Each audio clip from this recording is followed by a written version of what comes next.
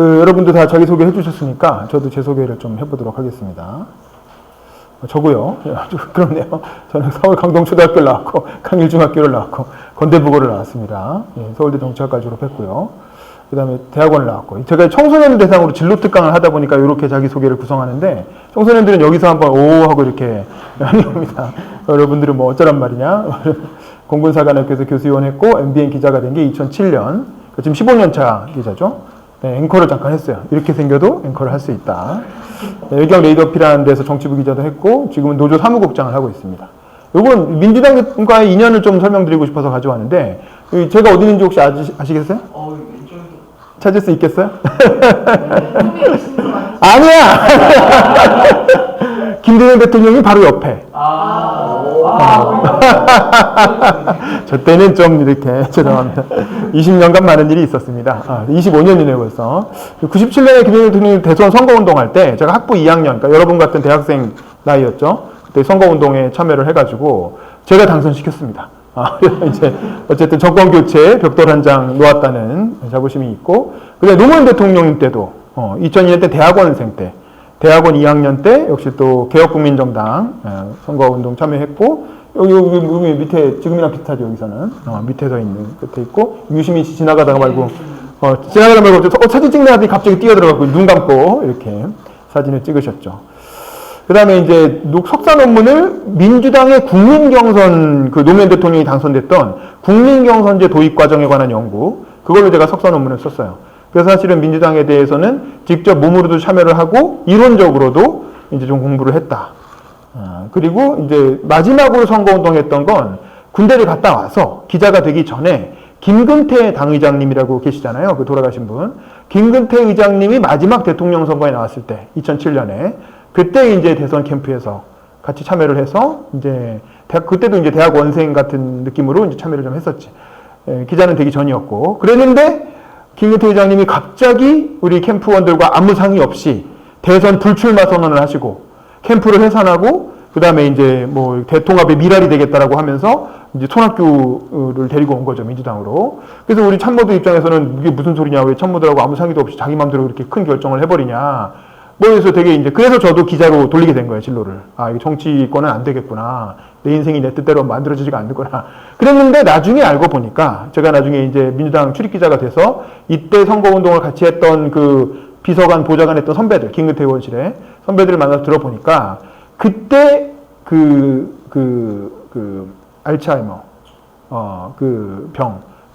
아시죠? 김근태 의장은 고문을 되게 심하게 당하셔가지고, 그 후유증으로 일찍 돌아가셨잖아요. 그래서 그때 그게 발병이 된 거야. 그게 발병이 됐다는 걸 본인하고 와이프하고 주치의만 알았던 거예요. 그러니까 이걸 참모들하고 상의할 수 없잖아. 정치인이 자기 좀 있으면 죽을 거라는 얘기를 어떻게 해요. 그러니까 이제 참모들하고 상의하지 않고, 근데 만약에 대통령이 되기도 어려운 상황이었지만 돼도 임기를 마치기 어렵다고 생각을 한 거지. 정상적으로 임기를 수행하기 어렵다고 생각해서 불출마 선언을 하시고, 그리고 이제 자기는 경선관리위원장으로 물러났던 거죠. 그때는 몰랐어요. 근데 이제 나중에 이제 알게 됐고, 그래서 이제 돌아가셨을 때 상가에도 가고 뭐 그랬습니다. 참여정부 시절에 민주평통 자문위원 해가지고 노무현 대통령님한테 이렇게 임명장도 받은 적이 있고요. 또 기자를 하면서는 문재인 대통령님 후보 시절에 마크맨이었어요. 문재인 대통령 선거운동을 쫓아다녔고, 여기도 또 뒤에 이렇게 딱 잘 나오게 찍혔습니다. 그 다음에 청와대 취임하고 나서 첫 주 주말에 문재인 대통령이 등산 가셨잖아요. 그때 이제 따라가서 같이 등산 참여하고, 그랬던 이제 경험이 있습니다. 그러니까 이래저래 민주당하고 얽히고 설킨 인생이었지. 대학생 때부터 시작해서 대학원에서 논문 쓴 것도 그렇고, 또 기자 생활하면서도 이래저래 이제 민주당이라고 하는 그 단체를 오랫동안 지켜봤고, 또 제 친구들, 그때 대학 때 또 대학원생 때 선거운동하면서 알게 된 친구들이 다 민주당의 당직자나 혹은 뭐 이렇게 국회 보좌진이나 뭐 이렇게 많이 활동하고 있어요. 그러다 보니까 계속 이제 관계를 그렇게 유지하고 있다. 그래서 제 나름대로 민주당에 대해서 오랫동안 추적 관찰을 하면서 이제 공부하고 관심을 가진 이제 바가 있기 때문에 오늘도 이런 얘기를 좀 해보려고 가지고 와봤습니다. 그래서 이제 지난 60년사 민주당이 아시죠? 문재인 당대표 시절에 발간한 더불어민주당 60년사라는 책이 있어요. 그 책이 민주당의 공식 역사인 거거든요. 그래서 그 책에 대한 얘기를 조금 하고, 그 다음에 이제 현재 강령이 어떻게 되어 있는지 좀 말씀을 드리고, 여러분 다 보셨겠지만. 그 다음에 개선할 점을 몇 가지 제언하고 마치겠습니다. 이 민주당 60년사는 이 문재인 대통령이 당대표가 되면서 민주당이 55년에 창당을 했잖아요. 그러니까 2015년이 되면 60년이 됐던 거야. 그래서 이때 뭔가 민주당의 역사를 한번 정리를 하고 넘어가야 되겠다라고 이제 그 당대표 시절에 문제의식을 가졌던 것 같아요. 그래서 그 당시에 문재인 대통령의 또 측근 중에 한 명이 전병헌, 나중에 정무수석 됐다가 보좌관이 돈 받아갖고 잘렸죠. 어쨌든 이 전병헌 의원이 이렇게 추진위원장이 되고 그 문재인 정부 때 청와대 정책보좌관했던 정태호 의원, 관악구 의원이죠. 이분이 이제 60년대 편찬이 간사가 돼서 이분들이 이제 이 책의 발간을 주도를 했습니다. 그리고 필자는 김진배 기자, 이면서 전 국회의원, 민주당 쪽 국회의원 하신 분이죠. 그 다음에 김삼웅 씨는 각종 평전을 많이 쓰는 역사가죠. 그 다음에 김태근 씨는 김대중 자서전을 쓰신 분이죠. 김대중 자서전, 경향신문 기자였고 글을 되게 잘 써서 김대중 자서전 대필하신 걸로 유명한 분이고, 그 다음에 정운현 씨라고 오마이뉴스 편집국장 하신 분. 자, 이런 분들이 각자 파트를 나눠서 이제 그 더불어민주당 60년사를 썼습니다. 이 분량이 한 700페이지? 엄청 두꺼워요. 그래서 여러분 아마 살아생전에 보기가 어려우실 텐데, 그래도 이렇게 읽은 사람이 있으니까 좀 요약을 해주면 참고해서 보시고, 기회되면 읽으시고요. 자, 이렇게 55년 민주당부터 정강정책을 한번 살펴보면, 55년 민주당의 이제 공식적인 전신이야. 근데 사실 그전에도 민주당은 있었죠. 그전에 민주당은 한국민주당이라고 불렸어요. 그래서 한민당. 근데 이제 역사를 공부할 때 한민당은 친일파의 정당이라고도 생각을 하기 때문에 민주당 역사에서 뺍니다. 빼고 55년 민주당부터 시작하는데, 아니, 한국민주당도 민주당이지, 왜? 그건 아니야. 근데 이제 자기들이 지우고 싶은 건 지운 거지.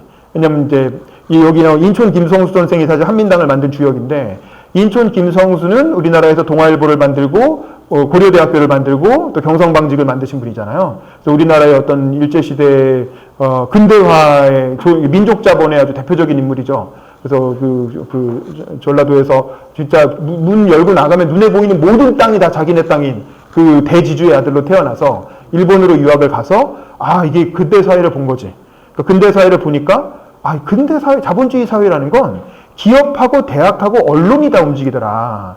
그래서 조선에도 기업과 대학과 언론을 만들어야 되겠다라고 생각을 해서 이 지주를 접고 그 자본을 가지고 경성방직을 만들어서, 그 당시에 이제 다 섬유산업이 주였으니까 경성방직을 창업을 하고, 그리고 동아일보를 창간을 하고, 그리고 고려대학교, 보성전문학교를 인수해서 고려대학교를 만드신. 그러니까 아주 사실은 우리나라 그 일제시대의 아주 대표적인 셀럽이면서 지식인이면서 이제 사업가이면서, 일제시대를 대표하는 인물 중에 하나죠. 근데 이제 국내에서 활동을 했다 보니까, 안창호 선생이나 여운형 이런 분들은 해외에서 활동하니까, 그렇게 일제 굳이 이렇게 굽힐 필요가 없었지만, 이분은 국내에서 사업도 하고, 국내에서 신문도 발간하고, 국내에서 학교도 운영하다 보니까, 이제 30년대 말 40년대가 되면 이제 태평양전쟁이 벌어지면서 엄청나게 그 총동원 체제가 되고, 모든 조선인 셀럽들을 다 데려다가 친일에 동원하잖아요. 그러니까 이분도 할 수 없이, 이제 이렇게 남이 써준 원고 가지고, 이렇게 일본 징용 가라, 이런 거, 권장하는 연설도 읽고 그랬던 거지. 그런 게 문제가 돼서 그 보훈 훈장이 박탈됐어요. 그리고 공식 친일파로 지금 정부가 인정한 공식 친일파로 낙인이 찍혀 있는 상황이야. 그렇기 때문에 민주당에서는 이분을, 인촌 김성수의 역할을 띄워내려고 해요. 근데 사실은 인촌 김성수는 굉장히 중요한 인물입니다. 이승만 정부 때 부통령을 했고, 이승만 대통령의 어떤 독재한 거에서 부통령직 사임하고 야당으로 돌아서서 이승만 정부 내내 이승만 대통령을 견제하는 역할을 했던 분이에요. 굉장히 중요한, 그리고 4.19 같은 그런 큰 행사, 큰 어떤 시위에서, 그쪽을 이제 4.19를 옹호하는 쪽으로 동아일보가 기사를 쓰게끔 그렇게 방향을 잡은 분이고, 사실은 민주화라는 측면에서 보면 의미가 있는데, 일제시대 말기의 그 행적 때문에 이제 좋은 평가를 못 받고 있는 거죠. 민주당도 아니라고, 우리 선조 아니다 떼어내고 있고. 그래서 이 인촌 김성수가 거의 말년에 가서 돌아가시기 직전쯤에 해공 신익희 선생과 함께 만든 정당이 민주당이야. 55년에. 이거는 이제, 해공 신익희 선생은, 이분이 사실 지금 공식적으로 민주당의 선조예요. 여러분 민주당 당대표실 가본 적 있어요?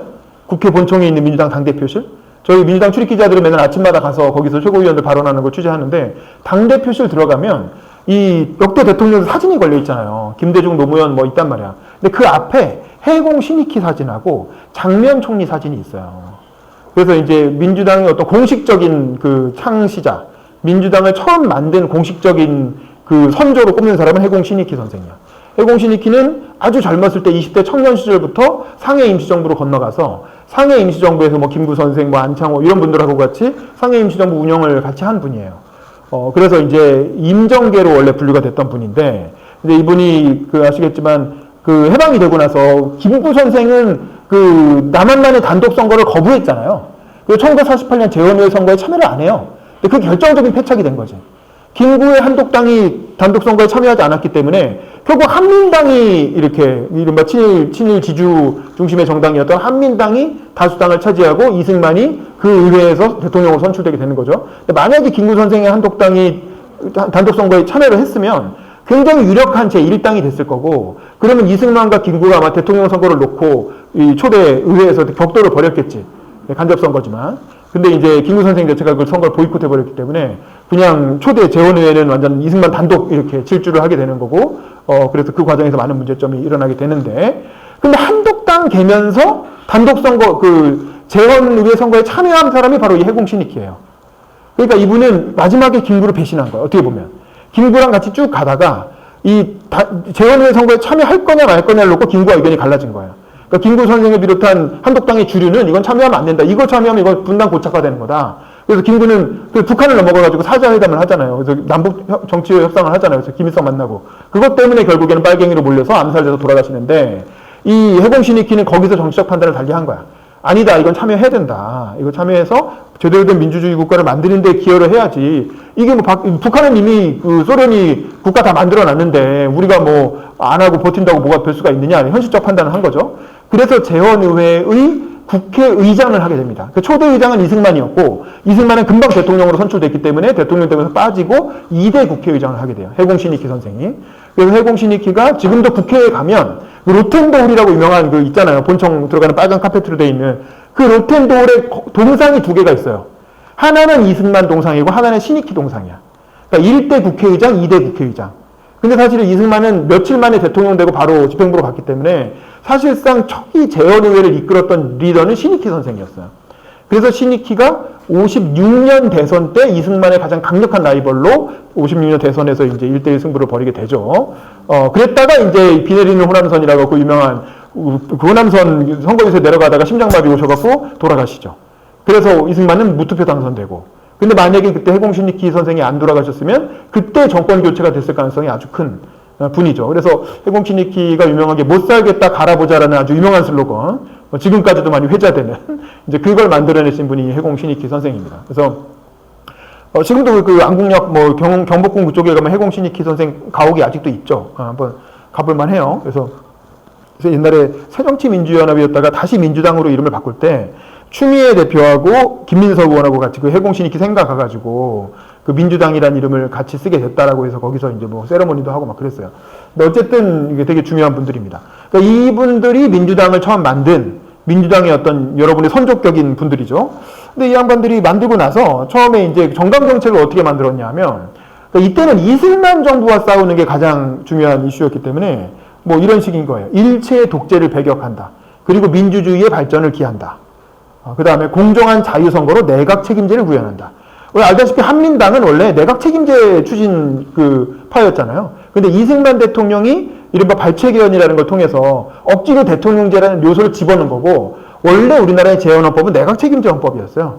그러니까 이분들의 생각은 내각 책임제가 좋은 제도다. 왜 대통령제라는 우리나라에 안 맞는 제도를 갖고 와서 이렇게 독재를 하느냐. 내각제를 하자라는 게 민주당의 원래의 어떤 기본적인 소신인 거죠.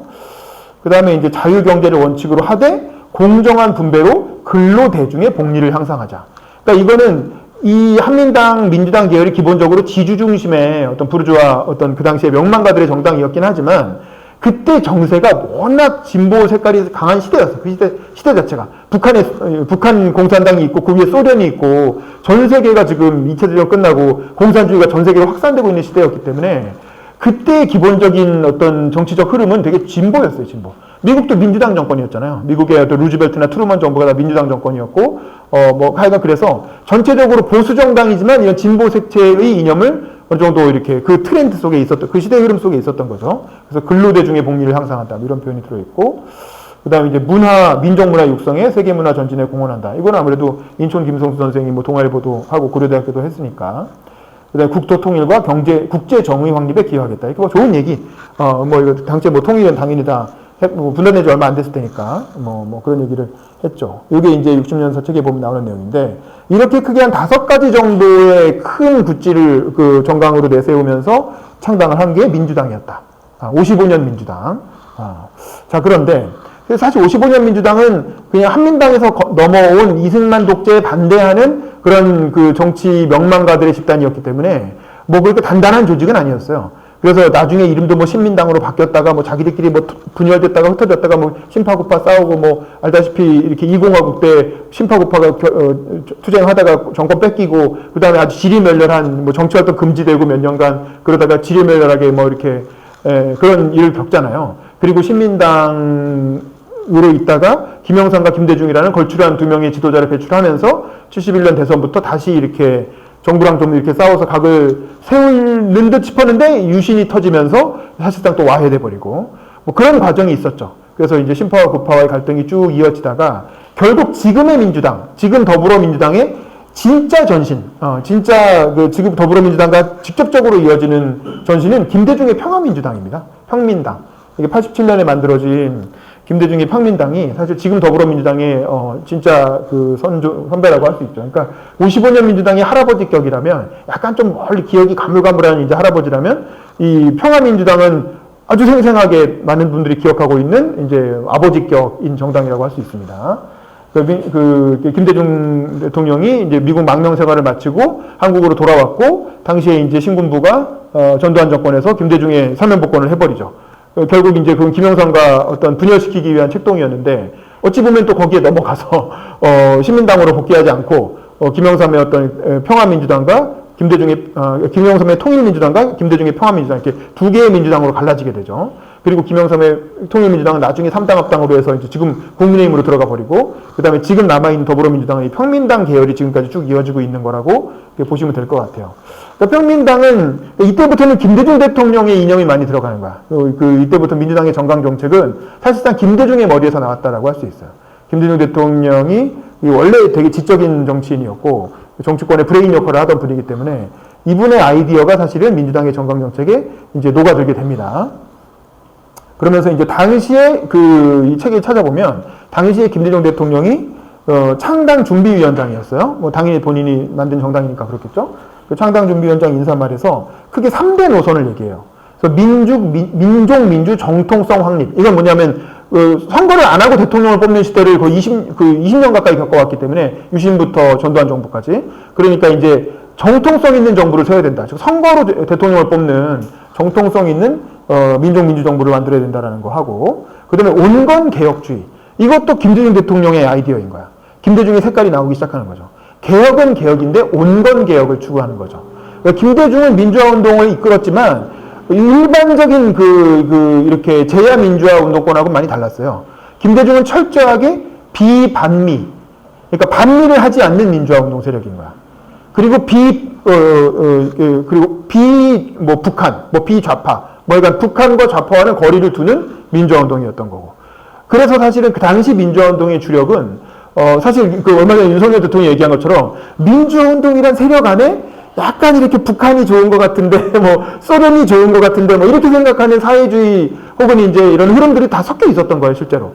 섞여 있었고, 그 중에는 실제로 북한 간첩의 어떤 이런 것도 좀 있었던 거고, 그 세력들이 없었다고 할 수 없죠. 나중에 다 북한의 자료를 통해서도 입증된 바가 있고. 그러니까 그런 게 아주 복잡하게 섞여 있고, 오히려 목소리 크고, 이렇게 강경한 세력은 그런 사람들이 더 주도했다고도 볼 수 있는데, 그런 사람들 속에서 김대중 대통령은 철저하게 우리는 대한민국 우선이다. 그래서 72년 망명 시기에도 외부에 그냥 망명 정부를 만들자는 사람들도 있었어요. 왜냐면 유신 정권은 완전히 독재 정권이기 때문에 아예 민주적인 망명 정부를 해외에 세우자는 의견도 있었는데 김대중 대통령이 그럴 때마다 무슨 소리 하는 거냐. 대한민국 멀쩡하게 잘 있다. 지금 박정희 정권이 문제인 거지 대한민국의 정통성은 아무 문제가 없다. 이렇게 해서 어쨌든 기본적으로 굉장히 온건하고 합리적인 개혁 노선.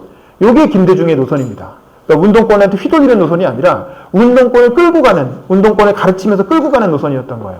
그래서 이제 온건 개혁주의라고 하는 노선을 내세우게 되고, 그 다음에 이제 이해관계, 누구를 대변할 것인가는 중산층과 근로계층의 이익을 대변한다. 이 중산층과 노동자, 중산층과 서민이라고 하는 그 민주당의 프레임은 김대중 때 만들어진 거예요. 그전에는 그냥 뭐 근로복지, 그냥 노동자 대중의 뭐 복리를 향상한다 이런 표현이 있긴 있었지만 중산층과 서민이라고 하는 걸로 민주당의 지지 기반을 묶은 건 김대중 대통령입니다. 그러니까 이때부터 쓰기 시작한 표현이에요. 왜냐하면 김대중 대통령은 항상 빨갱이라는 공격을 많이 받았기 때문에 빨갱이가 아니다라고 끊임없이 자기를 입증해야 했던 거예요. 그래서 노동자만을 대변한다고 하면 뭐 빨갱이다, 좌파다 이런 얘기를 들을 테니까 항상 중산층을 끼고 가는 거지. 그리고 또 선거적으로 봐도 중산층을 끼고 가야 선거에서 이길 수가 있잖아요. 김대중은 비례대표로 해가지고 한 10석 얻으려는 게 목적이 아니거든. 대통령 되려는 게 목적인 사람이었거든. 그러려면 과반을 얻어야 되잖아요. 국민의 과반을 얻어야 되고, 그럼 중산층을 이렇게 고려하지 않고 뭐 서민만 대변해갖고는 될 수가 없는 거죠. 그래서 항상 중산층과 서민을 같이 커버하는 그런 어떤 폭이 넓은 대중정당이다. 요거를 이제 항상 뭐 온건 개혁주의, 중산층과 근로계층의 이익 대변, 이런 것들이 다 좌파라고 하는 공세로부터 막아내기 위한 어떤 그런 그 노선이었다라고 볼 수가 있습니다. 그 다음에 이제 그래서 구체적인 목표는 국민화해, 정의 경제, 군부 중립, 이제 군부는 중립을 지켜야 된다는 거죠. 그 다음에 자주외교, 통일 추진. 이렇게 5가지 정도를 목표로 내걸면서 창당준비위원장 인선말에 3대 노선과 5개의 어떤 정책, 뭐 이런 걸 얘기를 했습니다. 이건 60년 나온 내용이고요. 자, 그런데 이제 이 평민당이 또 우여곡절을 겪어서, 여러 가지 우여곡절을 겪었죠. 그 중에 이제 새정치민주주의라는 것도, 새정치국민회의라는 것도 있었고, 그러다가 김대중 대통령이 집권하고 나서 김대중 대통령이 마지막으로 만든 정당이 새천년민주당이에요. 여기서부터는 이제 더불어민주당하고 점점 이름도 비슷해지고 뭐 비슷해지죠. 그러니까 이건 2000년이니까 이미 대통령은 됐어. 이미 대통령이 된 상태에서 새정치국민회의를 한 번 더 업그레이드해서 그 새천년 민주당이라고 하는 정당으로 그 여당을 재창당을 한 거예요. 이거는 뭐 김영삼도 옛날에 뭐 신한국당 창당하고 뭐 이런 식인데 어쨌든 여당을 재창당을 하면서 인물도 새로 많이 영입을 하고 민주당을 뭔가 전국 정당화하려는, 그 전에 새정치국민회의는 호남 정당이라는 이미지가 강했기 때문에 그 전에 김영삼 정부 때 비서실장 하신 분도 영입하고 뭐 이렇게 영입해서 그 보수 진영의 사람들을 대거 영입을 해서 이른바 동진 정책이라고 해서 전국 정당을 표방을 했던 거예요. 그러면서 이제 새천년 민주당을 창당을 했고, 이때 이제 그 이인재도 영입을 해가지고 그 이인재 당대표 비슷한 역할을 맡겼었죠. 이때까지만 해도 이제 새천년 민주당의 프린스는 이인재였던 거지. 근데 이제 이거에 반해서 노무현 대통령이 나오게 되는 거죠. 그 새천년 민주당 당시를 찾아보면 뭐 대충 이런 걸 내세웁니다. 역시 중산층과 서민을 위한 국민정당. 여기서 포인트는 국민정당이라는 거예요. 계급정당이 아니고. 왜냐면 이 기본적으로 좌파 그 진보 계열에서는 계급 정당을 표방하잖아요. 노동자 계급, 자본가 계급. 그래서 계급을 대변하는 정당, 뭐 노동당, 뭐 이렇게 표현하는데, 민주당 같은 경우는 그게 아니라 우리는 국민을 표방하는 정당이다. 캐치올 파티라는 표현도 쓰고 뭐 그러죠. 중산층과 서민을 위한 국민정당을 표방한다는 거고, 그 다음에 이제 중도개혁주의, 아까 말한 온건개혁주의가 약간 변형된 거죠. 기본적으로 중도정당이다. 중도주의 정당이다. 우리가 이렇게 나중에 민주노동당 같은 것도 생기지만 우리는 그냥 운동권만의 어떤 그 좌파적 흐름만을 대변하는 정당이 아니라 우리는 기본적으로 중도의 털을 잡고 약간 개혁적인 아젠다를 이렇게 커버하는 그런 중도개혁주의를 표방을 했다. 이게 다 김대중의 이념에서 나온 겁니다. 그 다음에 이제 민주주의와 시장경제, 생산적 복지. 특히 김대중 대통령 당선될 때 했던 취임 일성이 민주주의와 시장경제의 병행발전이었잖아요. 거기다가 이제 복지는 생산적 복지를 갖다 붙이게 되는 거죠. 그러니까 이게 다 사실 중도개혁주의 노선이라고 할 수 있죠. 그러니까 여기서 포인트는 시장경제가 들어갔다는 거예요. 이것도 역시 김대중 하면 빨갱이라는 그 좌파 공세가 워낙 심했기 때문에 나 좌파 아니다. 나도 시장경제론자다. 나도 시장경제를 중시하는 사람이다라는 걸 보여주기 위해서 민주주의와 시장경제를 병립해서 같이 병행발전시키고, 그리고 복지를 챙기는데 그 방법은 생산적 복지다. 그냥 퍼주는 복지가 아니라 무슨 수당 만들어갖고 현금 막 지원하는 그런 복지가 아니고, 일을 하는 사람이 더 많은 혜택을 가져가는 생산적 복지. 그래서 근로장려 세제 EITC라는 게 이때 처음 도입하게 되죠. 그래서 이제, 기본적으로 민주주의 시장경제 생산적 복지라는 3대 아젠다가 민주당의 정강정책으로 들어오게 됩니다. 이게 다 김대중 대통령의 아이디어에서 나오게 된 것이죠. 그 다음에 이제 인권민주국가의 완성. 이거는 뭐 김대중 대통령 자체가 사형수 출신이고, 뭐 전 세계적인 인권 저명 인사였으니까. 그런 얘기를 한 거고요. 그 국가인권위원회도 김대중 정부 때 처음 만들었죠. 그리고 지식정보화의 전면적 확산, 뭐 아시겠지만 뭐 그 광케이블 깔고 고속 인터넷 뭐 이런 걸 만들었다는 거 아닙니까? 사실 이거는 그 찾아보면 김대중 정부의 업적으로 많이 알려져 있긴 한데 전두환 정부부터 시작해서 김영삼 정부 때도 그렇고 꾸준히 해왔어요. 그러니까 한국 정부가 꾸준히 해온 그 이렇게 지식정보화 이렇게 인프라 까는 정책은 계속 해왔어. 다만 김대중 때는 그게 IMF가 터졌잖아요. IMF 경제위기가 터져서 기존에 하던 정책들이 많이 다 중단됐거든. 근데 중단하지 않고 이거에 대한 예산은 지켜냈다는 거죠. 김대중 정부가. 왜냐하면 DJ가 생각할 때는 이 지식정보화가 우리가 이제 산업화나 민주화에서 뒤졌지만 정보화는 앞서가자 뭐 이렇게 얘기하면서 없는 살림에 어쨌든 지식정보화 그 광케이블 깔고 이런 인터넷 까는 그런 사업은 꾸준히 이어간 거지. 그래서 그게 이제 새천년민주당의 정강정책에도 들어간 거고, 그 다음에 다각적 국민화합의 실현. 이게 아까 말했던 동진정책. 호남 정당이지만 영남도 챙기겠다. 그래서 영남 인사들을 대거 영입해가지고, 그 김중건이라는 사람은 완전히 이렇게 민정당 사람이었는데, 그런 사람을 영입해서 대통령 비서실장을 시키고, 뭐 그런 거죠. 그래서 지금으로 치면 뭐라고 해요? 문재인 대통령 때 비서실장 했던 분들은 다 운동권 출신이었잖아요. 근데 문재인 정부가 비서실장을 예를 들면 보수 인사를 데려다 쓴 것 같은 뭐 그런 느낌이라고 생각하시면 돼요. 누가 있을까? 뭐 이준석? 뭐 아니겠지. 그렇게는 안 쓰겠죠. 아니, 그러니까 뭐 그런 느낌이었어요. 그래서 많은 사람들이 그걸 갖고 막 욕도 하고, 또 국민화합이라는 건 그런 식으로 우파 인사들을 데려다가 이제 그 정부에 기용을 했고, 또 이렇게 영남 쪽에 이때 이제 영입한 사람이 노무현 대통령 같은 사람인 거죠. 그 부산 사람이지만 부산 정치인을 적극적으로 중용해서 새천민주당 부총재도 하시고 그랬을 거예요. 그래서 장관도 시켜주고, 해양수산부 장관. 그런 식으로 해서 대선 주자를 키워준 것도 이런 다각적 국민화합의 실현의 그 맥락에서 했던 정책이라고 해야 되겠죠. 이제 그 다음에 남북과의 협력은 말할 것도 없죠. 북한 가서 남북 정상회담하고. 뭐 이런 것들입니다. 자, 이게 이제 새천년민주당 때 이런 걸 했고, 그 다음에 열린우리당으로 넘어오게 되죠. 열린우리당은 2004년이고, 이건 이제 노무현의 정당이죠. 그러니까 알다시피 이제 그 김대중 세력과 노무현 세력이 갈등을 많이 빚었고, 당시 이제 새천민주당의 주류는 이인재를 지지했어요. 그 이른바 동교동계라고 하는 김대중 계열은 무슨 생각이었는지 하여간 김대중 계열에서는 김대중 대통령 자체가 워낙 독보적인 인물이었기 때문에 이인자가 없었어요. 그 후계자라고 할 만한 사람이 없고, 뭐 이인자는 굳이 말하자면 권노갑 씨 같은, 지금도 살아계시잖아요, 권노갑 보면. 근데 그분은 본인이 리더가 될 만한, 대선 주자가 될 만한 정치인은 아니었고, 뭐 돈 문제도 뭐 이렇게 그런 관리하다 보니까 문제가 많았고, 그 다음에 한화갑 씨라고 얼굴도 좀 김대중하고 비슷하게 생긴 분이 있었어요. 근데 그분도 뭐 그닥 이렇게 독자적인 아젠다가 있는 분은 아니어서 결국에는 동교동계에서는 뚜렷한 대선 주자를 만들어내지 못했고, 결국에는 이제 이인재가 어쨌든 그 전 대선에서 500만 표를 얻었기 때문에 대중성이 확인됐던 이인재를 대선 주자로 생각을 하게 된 거죠. 그래서 이인재 후보를 밀었는데 전혀 대통령 후보로 당선될 거로 생각하지 않았던 노무현 후보가 이렇게 당내 비주류 세력과 586 세대의 어떤 지지를 받고 그 대통령 후보에 당선돼 버리는 거죠. 그게 이제 국민경선, 2002년 국민경선이었던 거고, 제가 그걸로 석달 논문 썼다 그랬잖아요. 선거운동도 하고. 근데 그러면서 민주당 계열, 민주당의 어떤 동교동계와 어떤 친노, 그 노무현 대통령 계열의 갈등을 끝내 극복하지 못하고 분당을 하게 되는 거죠. 그게 2004년 상황입니다. 2004년 총선을 앞두고 한 40여 명 정도의 민주당 의원들이 탈당을 해서 열린우리당을 이제 만들게 되죠.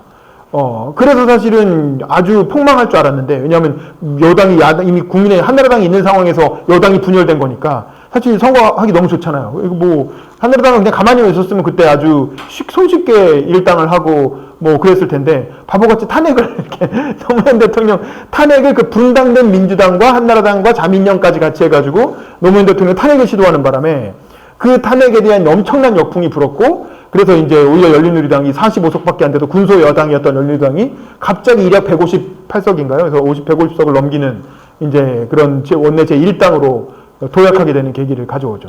그 2004년에 그래서 만들어진 게 열린우리당이다.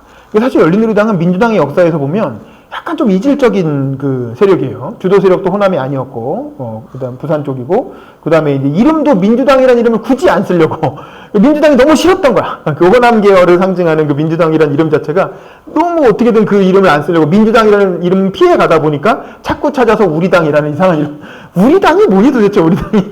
열린 우리 당. 이런 건 정당 이름으로서는 약간 좀 이렇게 희화화되기도 하고 좀 웃긴 이름이었어요. 번역하기도 좀, 뭐, 어떻게 번역을 해야 돼요? 열린 우리 당을 영어로 어떻게 번역해야 돼요? 오픈 우리 파티? 그러니까 되게 이상했어요. 그러니까 해외에서 볼 때도 민주당 하면 디모크래틱 파티. 전 세계 어디나 다 민주당이 있거든요. 일본도 민주당이 있고, 미국도 민주당이 있고. 그럼 보편적인 가치를 내세우기 때문에 간단한 거거든. 뭐 노동당이면 레이버 파티, 보수당이면 컨서버티브 파티, 뭐 이렇게 되는 건데 열린 우리당 뭐냐? 그래서 이제 약간 뭐 좀 그랬습니다. 그러니까 민주당의 어떤 민주당 내에서 조금 더 진보적인 색채를 가진 586 중심의 어떤 정치인들이 떨어져 나와서 만든 정당이 이제 열린 우리당이었다. 그리고 열린 우리당이 어쨌든 노무현 정부 5년간 여당 역할을 한 거죠. 열린우리당은 두 번의 정강 정책이 강령을 두 번 만드는데 처음에 만들었던 강령은 아마 2004년 탄핵 과정에서 창당을 하고 급하게 만들었기 때문에 뭐 그렇게 힘주지 않았던 것 같아요. 그래서 2006년쯤에 노무현 정부 임기가 한 후반쯤으로 넘어갈 때 신강령이라고 해서 새로 강령을 만듭니다. 근데 이제 지금 돌이켜보면 이런 것 같아. 2006년이면 이미 노무현 정부의 힘이 많이 빠질 때거든요.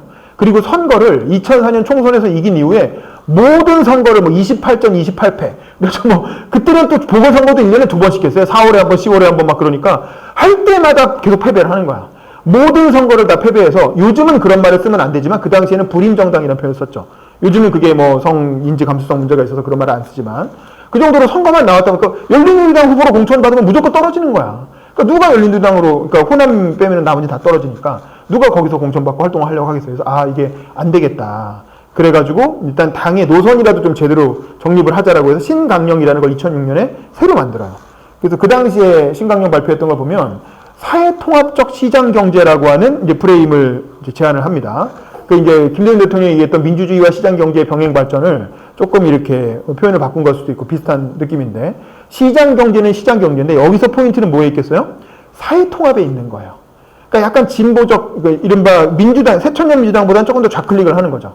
그래서 이제 시장경제는 시장경제지만 조금 더 사회통합에 방점을 둔 시장경제를 추구하겠다라고 하는 거였고 그 내용상으로 보면 지속가능한 경제성장. 여기서도 포인트는 뭐에 있겠어요? 지속가능에 있는 거죠.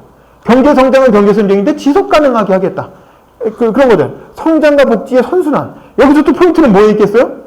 복지에 있는 거죠. 성장과 복지의 선순환. 왜냐면 자꾸 성장이냐 분배냐 이렇게 딱 물어보니까 우리는 선순환이다. 근데 약간 중요한 건 복지. 그 다음에 사회협약. 그거 어떻게 할 거냐? 사회협약을 통해서 하겠다. 그래서 이때 유명했던 게 김근태 의장님이 마지막으로 열린우리당 의장 하셨을 때 그때 뭘 추진했냐면 한국판 뉴딜이라고 해서 장하준 씨가 쓴 쾌도난마 한국경제라는 책이 굉장히 유행을 했어요. 그 당시에.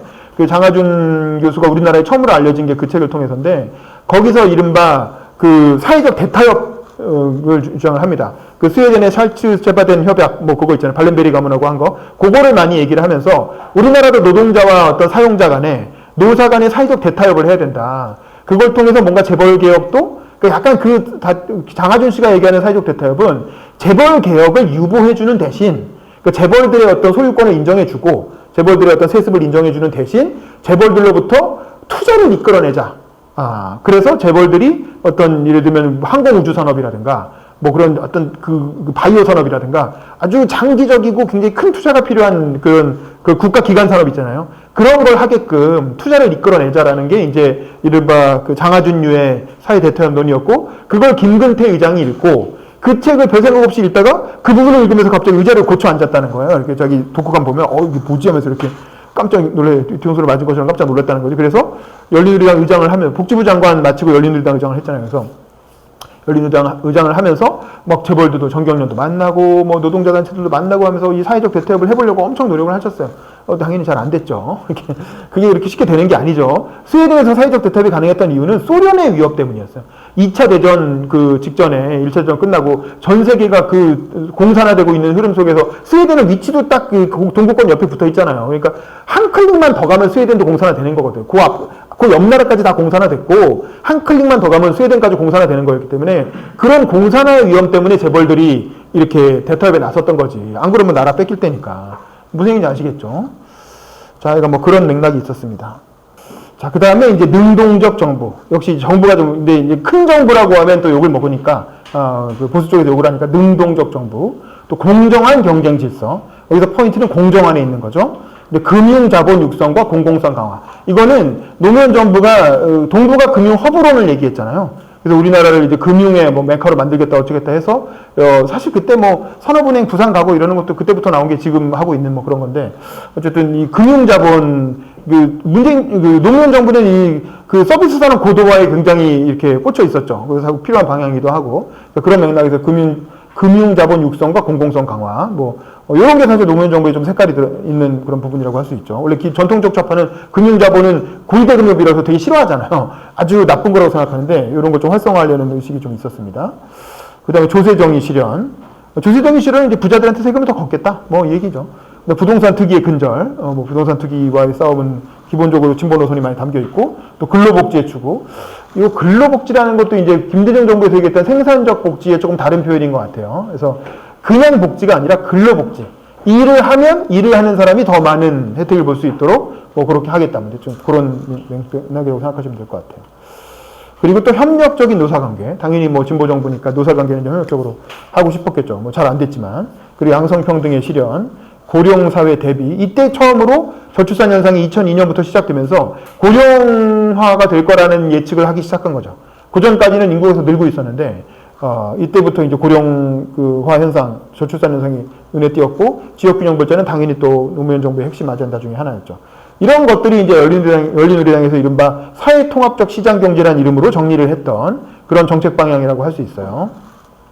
자, 그랬는데 뭐 결국 열린우리당은 그 다음 해에 없어지죠. 2006년에 이 신강령 만들어 놓고 2007년 대선 앞두고 열린우리당 후보로는 무조건 질 것 같으니까 노무현 대통령은 웬만하면 열린우리당은 지켜나가자. 뭐 다음 정권 뺏기면 어떠냐. 다음 정부에 또 하면 되지. 라고 했지만 뭐 아까 말한 정동영, 뭐 김근태 뭐 이런 노무현 정부에서 장관 당하시고 이런 분들이 다 탈당하고 나가서 이제 결국에는 이제 열린우리당 껍데기만 남게 되고 결국에는 해산하게 되죠.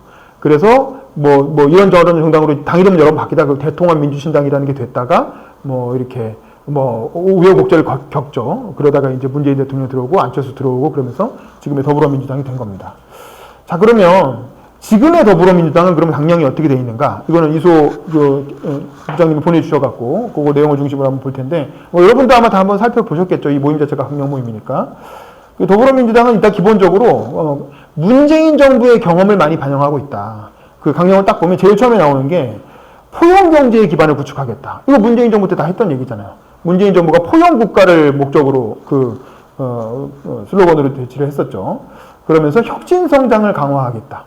그 다음에 공정한 시장 경제를 확립하겠다. 이게 문재인 정부의 3대 정책 기조였어요. 사실은, 지금은 이제 약간 금기어처럼 돼 있지만, 그때는 소득주도 성장이라고 불렀지. 지금은, 요즘은 소득주도 성장이라는 말 아무도 안 쓰죠. 완전히 실패한 정책처럼 낙인이 찍혀 있어서. 그래서 그걸 포용경제, 포용국가 이렇게 이름을 바꾼 건데, 어쨌든 원래 소득주도 성장, 혁신성장, 공정한 시장 경제. 이 세 가지가 문재인 정부 경제정책의 3대 축이었어요. 근데 그게 그대로 더불어민주당의 지금 현 강령의 제일 앞부분에 들어가 있습니다. 경제 파트에. 그래서 포용경제 기반을 구축하고, 혁신성장을 강화하고, 공정한 시장 경제를 확립하겠다는 거. 그 다음에 이제 사람 중심의 일자리 경제. 이것도 뭐 문재인 정부 때 일자리위원회도 만들고, 일자리 상황판도 만들고, 또 사람이 먼저다. 뭐 이런 표현도, 슬로건도 쓰고 뭐 그랬잖아요. 그러니까 그런 그 문재인 정부의 슬로건들이 그대로 다 강령에 반영이 되어 있는 거죠. 그 다음에 지속 가능한 성장을 위한 국가의 책무성 강화. 여기도 역시 지속 가능이라는 거에 포인트가 있는 거고, 국가가 그걸 책임진다라는 능동적 정부라고 하는 그 전통적인 그 진보주의 사상의 진보주의 국가론의 어떤 그 기반이 계속 이어지고 있는 거죠. 국가의 책무성. 그걸 국가가 책임지겠다. 지속 가능한 성장을 시장이나 기업이 책임지는 게 아니라 국가가 책임진다라는 거죠. 그런 측면에서 어떤 진보적 사상이 담겨 있다고 할 수 있고. 또 하나는 여기에 이제 진보 진영의 아젠다가 더 들어왔어. 그러니까 문재인 정부, 김대중 노무현 정부보다는 조금 더 좌클릭을 한 거예요. 그래서 김대중 노무현 정부에서는 빨갱이라는 공격, 좌파라는 공격 때문에 차마 채택하지 못했던 조금 더 진보 성향의 어떤 의제들이 강령에 더 들어오게 됩니다. 그래서 이제 그런 걸 보면 예를 들면 토지의 공공성, 국민 주거권 보장. 토지의 공공성, 이거 뭐 빨갱이야? 토지 공개념. 이거 사실 노태우 정부 때 했던 건데, 어째 그때도 좌판이 뭐니 논란이 많았던 부분이잖아요. 근데 이제 이런 것들을 이렇게 강령에 집어넣어서 반영을 한 거죠. 약간 진보 진영이 그동안 계속 주장해 왔지만, 김대중이나 노무현이 컷해왔던 것들. 김대중이나 노무현 대통령은 김대중 대통령 아까 말한 것처럼 중도 개혁주의를 표방했고 노무현 대통령도 김대중 대통령보다는 조금 더 진보 색채를 띄었지만 한미 FTA 추진한 걸 보면 그렇게 진보적인 분은 아니거든요. 그 진보적인 이미지를 가졌던 거지 실제 정책은 굉장히 강력한 중도 성향의 정부였어요. 그러니까 한미 FTA를 추진하고 제주 해군 기지도 만들고 뭐 다 그게 노무현 정부 때 한 거잖아요. 굉장히 강력한 아젠다를 가진 중도 정부였던 거죠. 그런데 그 노무현 대통령이 돌아가시고 나니까 이제 봉인이 해제된 거지. 드디어 우리 세상에 왔다. 라면서 이제 운동권들의 아젠다가 적극적으로 민주당으로 밀려 들어옵니다. 그게 이제 강령에 반영되어 있는 거예요. 그래서 국민 주거권을 보장하겠다. 국민들의 주거권을 정부가 다 보장할 수 있나요? 뭐 어쨌든 뭐 그다음에 사회적 경제 성장 기반 조성과 지역 공동체 발전. 뭐 지역 공동체 이거 아시다시피 마을 만들기 뭐 박원순 뭐 이런 시민사회에서 계속 주장해 왔던 것들이잖아요. 그런 것들이 이제 반영이 되고 그다음에 농수축산업의 지속 가능한 성장 기반 조성. 그러니까 이른바 농민단체라든가 뭐 어민단체라든가 이런 그 세력들의 목소리도 이제 반영이 되게 되는 거고요. 그다음에 조세정의와 재정민주주의 뭐 이런 것도 조세정의 하면 결국 부자에게 세금 더 걷겠다 뭐 이런 문제의식이 계속 들어오는 거죠. 그러면서 내용은 누진적인 보편 증세. 여기서 포인트는 보편 증세지만 누진적이라는 거죠. 다 같이 세금을 더 내는 게 아니라 부자가 더 내는 방식으로 보편 증세하겠다는 게 들어오고 그 다음에 조세 지출 제도를 개편해서 복지국가 발전에 필요한 세수 기반을 확충한다. 결국 목표는 복지국가를 만드는 거죠. 복지국가를 만들기 위해서 돈이 더 필요하니까 세수 기반을 확충을 해야 되겠는데 누구한테 더 걸 거냐? 부자들한테 더 걷겠다. 그래서 보편적 증세를 하겠다라고 하는 게. 근데 여기서 이제 어쨌든 증세를 언급했다는 게 좀 의미가 있는 것 같아요. 왜냐면 정치권이 다 무서워서 증세 얘기를 못 하는데 그래도 강령에나마 이렇게 보편 증세를 언급해놨다는 건 의미가 있다. 다만 실제로 정치적으로는 그렇게 하진 않았죠. 문재인 정부에서 핀셋 증세라 그래서 아주 고소득층한테만 핀셋으로 증세하겠다는 식으로 그렇게 했고 실질적인 보편 증세는 하지 않았죠. 아시다시피 우리나라는 직장인 50%가 세금을 안 냅니다. 우리나라 국민의 거의 그 세수 그 기준이 아주 높게 설정되어 있기 때문에 그 소득이 어느 정도 이상 되지 않으면 거의 소득세를 그 근로소득세를 내지 않아요. 그래서 사실은 세수 기반이 되게 취약하고 우리나라의 대부분의 세수는 기업들이 내는 거예요. 그래서 우리나라가 지금 우리 문재인 정부 때 세수가 엄청 막 몇십 조씩 남고 막 그랬잖아요. 잘못 개선. 그게 뭐냐면 그때 수출이 잘 돼갖고 그때 경제가 수출이 되게 잘 됐잖아요. 반도체 호황이었고. 그러면 몇십 조가 더 들어와 버리는 거야. 그리고 요즘 빵꾸 났다 그러잖아요. 몇십 조씩 그 수출이 안 돼서 그런 거예요. 미중 무역 갈등 생기면서 윤석열 정부 들어오면서 수출이 안 되니까 이제 이렇게 세수 기반이 빵꾸가 나는 거지. 사실 일반 국민들은 세금 그렇게 많이 안 됩니다. 실제로는. 그래서 이제 국민 개세주의라 그래서 1인당 10,000원이라도 내게 하자. 뭐 그런 운동도 있죠. 1인당 10,000원씩이라도 더 내게 하자. 이거 뭐 세금도 안 내면서 뭐 다 무슨 이렇게 뭐 권리만 누리려고 하니까 뭐 그런 것도 있습니다. 어쨌든 여기도 누진적이라는 데 포인트가 있는 거고요. 그다음에 노동시장의 변화. 그래서 적극적 노동시장 정책을 강화한다. 적극적 노동시장 정책이라는 건 실업급여를 주면서 직업 재교육을 시키는 거죠. 그러니까 요거는 이제 그런 거예요. 우리가 4차 산업혁명 시대에 빠른 기술 변화 세계화 이런 것 속에 여러분 아시겠지만 우리나라의 평균 근속 기간이 10년이 안 돼요. 일반적으로 회사에 들어가면 옛날 선배들은 뭐 한 회사 들어가서 뭐 20년, 30년 다니고 거기서 퇴직하고 그랬잖아요. 신입사원으로 들어가서 대리되고 차장되고 부장되고 국장되고 그다음에 나중에 그 회사에 뭐 부사장까지 하고 나와서 계열사 대표하고 뭐 그리고 직장 생활이 끝났단 말이야. 그래서 현대맨, 삼성맨, LG맨 뭐 이렇게 해가지고 그 회사의 가족이 돼서 평생을 같이 갔단 말이야. 그게 이른바 정규직 그리고 연봉서열제 시스템이라면 알다시피 지금 2000년대 이후에는 세계화 이후에 그런 식의 어떤 대기업들도 이미 성장의 한계에 다 부딪혔고 전 세계 상대로 이미 다 커질 만큼 커졌으니까. 그리고 중소기업들은 기술 변화가 빨리 되면서 툭하면 망하고 툭하면 없어지고 인수합병되고 그러니까 정규직으로 들어가도 그 회사 자체가 10년을 못 가는데 뭐 평생 직장이라는 게 무슨 의미가 있겠어요. 그러니까 10년마다 직업과 직장을 바꾸면서 살게 되는 거지. 그게 이제 인생 신모작 시대라는 거잖아요. 이동학 최고위원이 얘기하는. 그래서 그럴 경우에는 직업과 직장을 바꿀 때 적극적 노동시장 정책이 들어가야 되는 거지. 그래서 새로운 직장을 찾을 수 있게 취업 알선해주고 그리고 그 분야에서 일할 수 있게끔 직업 재교육을 제공하는 그게 이제 국민 내일 배움카드고 취업 성공 패키지고 뭐 그런 것들이 정부에서 운영하고 있는 거죠. 그런 적극적 노동시장 정책을 강화해야 된다는 게 강령으로 기본적으로 들어가 있는 거고요. 이건 우리나라 정부가 계속 하고 있는 방향입니다. 안 할 수가 없는 거죠. 그 다음에 이제 적정 임금 보장과 안정적 노동 환경 구축. 그러니까 여기는 사실은 이제 문재인 정부에서 얘기했던 그 아픈 손가락이라고 할 수 있는 최저임금 인상. 이게 들어있는 거지. 근데 이거 대놓고 말을 못 하는 거지. 왜냐면 실패한 정책으로 워낙 낙인이 찍혔기 때문에 차마 최저임금 인상을 쓰지 못하고 적정한 임금 보장, 이런 식의 애들러서 표현을 한 겁니다. 거기에 안정적 노동 환경 구축. 그러니까 어떤 그 일자리의 안정성을 보장하겠다. 그러니까 이건 뭐냐면 보수 정부처럼 해고를 유연하게 하지 않겠다는 거죠.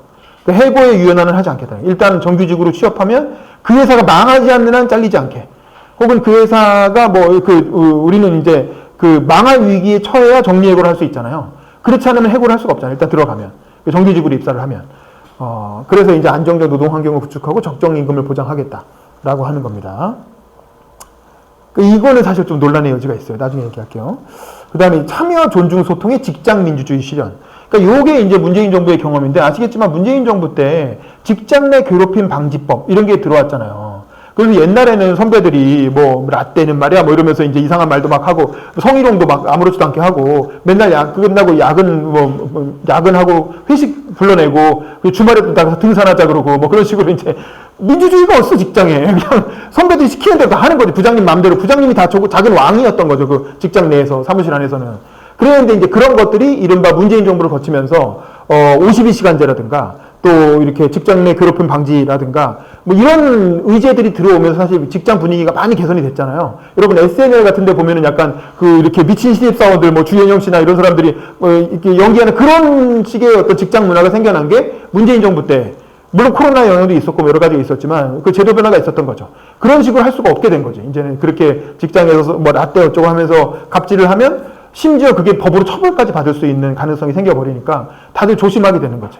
그래서 요즘 회사를 다니면 옛날만큼 그런 식으로 뭐 주말에 등산하자고 불러내고 뭐 이러는 건 이제 뭐 잘 없습니다. 야근하면서 뭐 이렇게 밤마다 회식하고 이런 것도 이제 거의 잘 없고, 그런 것도 사실은 이 참여, 존중, 소통의 직장 민주주의 실현이라는 그 프레임 속에서 만들어진 문화라고 할 수 있죠. 그것도 사실 문재인 정부의 큰 성과예요. 저는 노조를 하니까 노조를 하다 보면 그런 게 제일 많이 딱 눈에 보이거든. 문재인 정부 5년간 가장 많이 바뀐 건 그런 부분이에요. 그 다음에 그리고 노동이사제. 그러니까 노동자 중에서 경영진에 들어갈 수 있게. 노동자의 경영 참여 활성화하고 대주주의 전횡과 독단을 방지하는. 그래서 사실은 TBS 같은 데는 실제로 노동이사를 뽑았죠. 그래서 직원들이 투표를 해가지고 노동이사를 뽑아서 경영진에 한 명 집어넣는다든가. 그 다음에 우리 회사 같은 경우에 보도국장 임명동의제를 이제 반영을 했죠. 뭐 저희 노조에서도 주장했지만 당시 문재인 정부 방통위에서 권고를 해가지고 너네 재승인 받으려면 이거 해야 돼. 이렇게 해가지고 이제 그 보도국장을 투표로 찬반 여부를 이렇게 하게 되는 임명동의제 같은 게 들어왔죠. 이런 걸 통해서 대주주의 어떤 전횡과 독단을 방지하는 제도들이 직장 내에 많이 들어왔다. 그게 이제 또 문재인 정부의 큰 성과입니다. 그 다음에 이제 노동시장 양극화를 해소하겠다. 노동시장 양극화는 아까 말한 것처럼 정규직 위주의 어떤 상위 노동시장과 비정규직 위주의 하위 노동시장, 정규직과 대기업, 그리고 비정규직과 중소기업 이렇게 딱 이중 노동시장으로 갈라져 있고, 알다시피 우리는 한 번 그 아래쪽으로 들어가면 위로 못 올라가잖아요. 한 번 중소기업에 잘못 들어가거나 한 번 비정규직 트랙에 발을 잘못 들이면 영원히 정규직이 될 수 없고 영원히 대기업으로 갈 수 없는 그런 어떤 노동시장이 두 개로 딱 나눠져 있는 거거든요.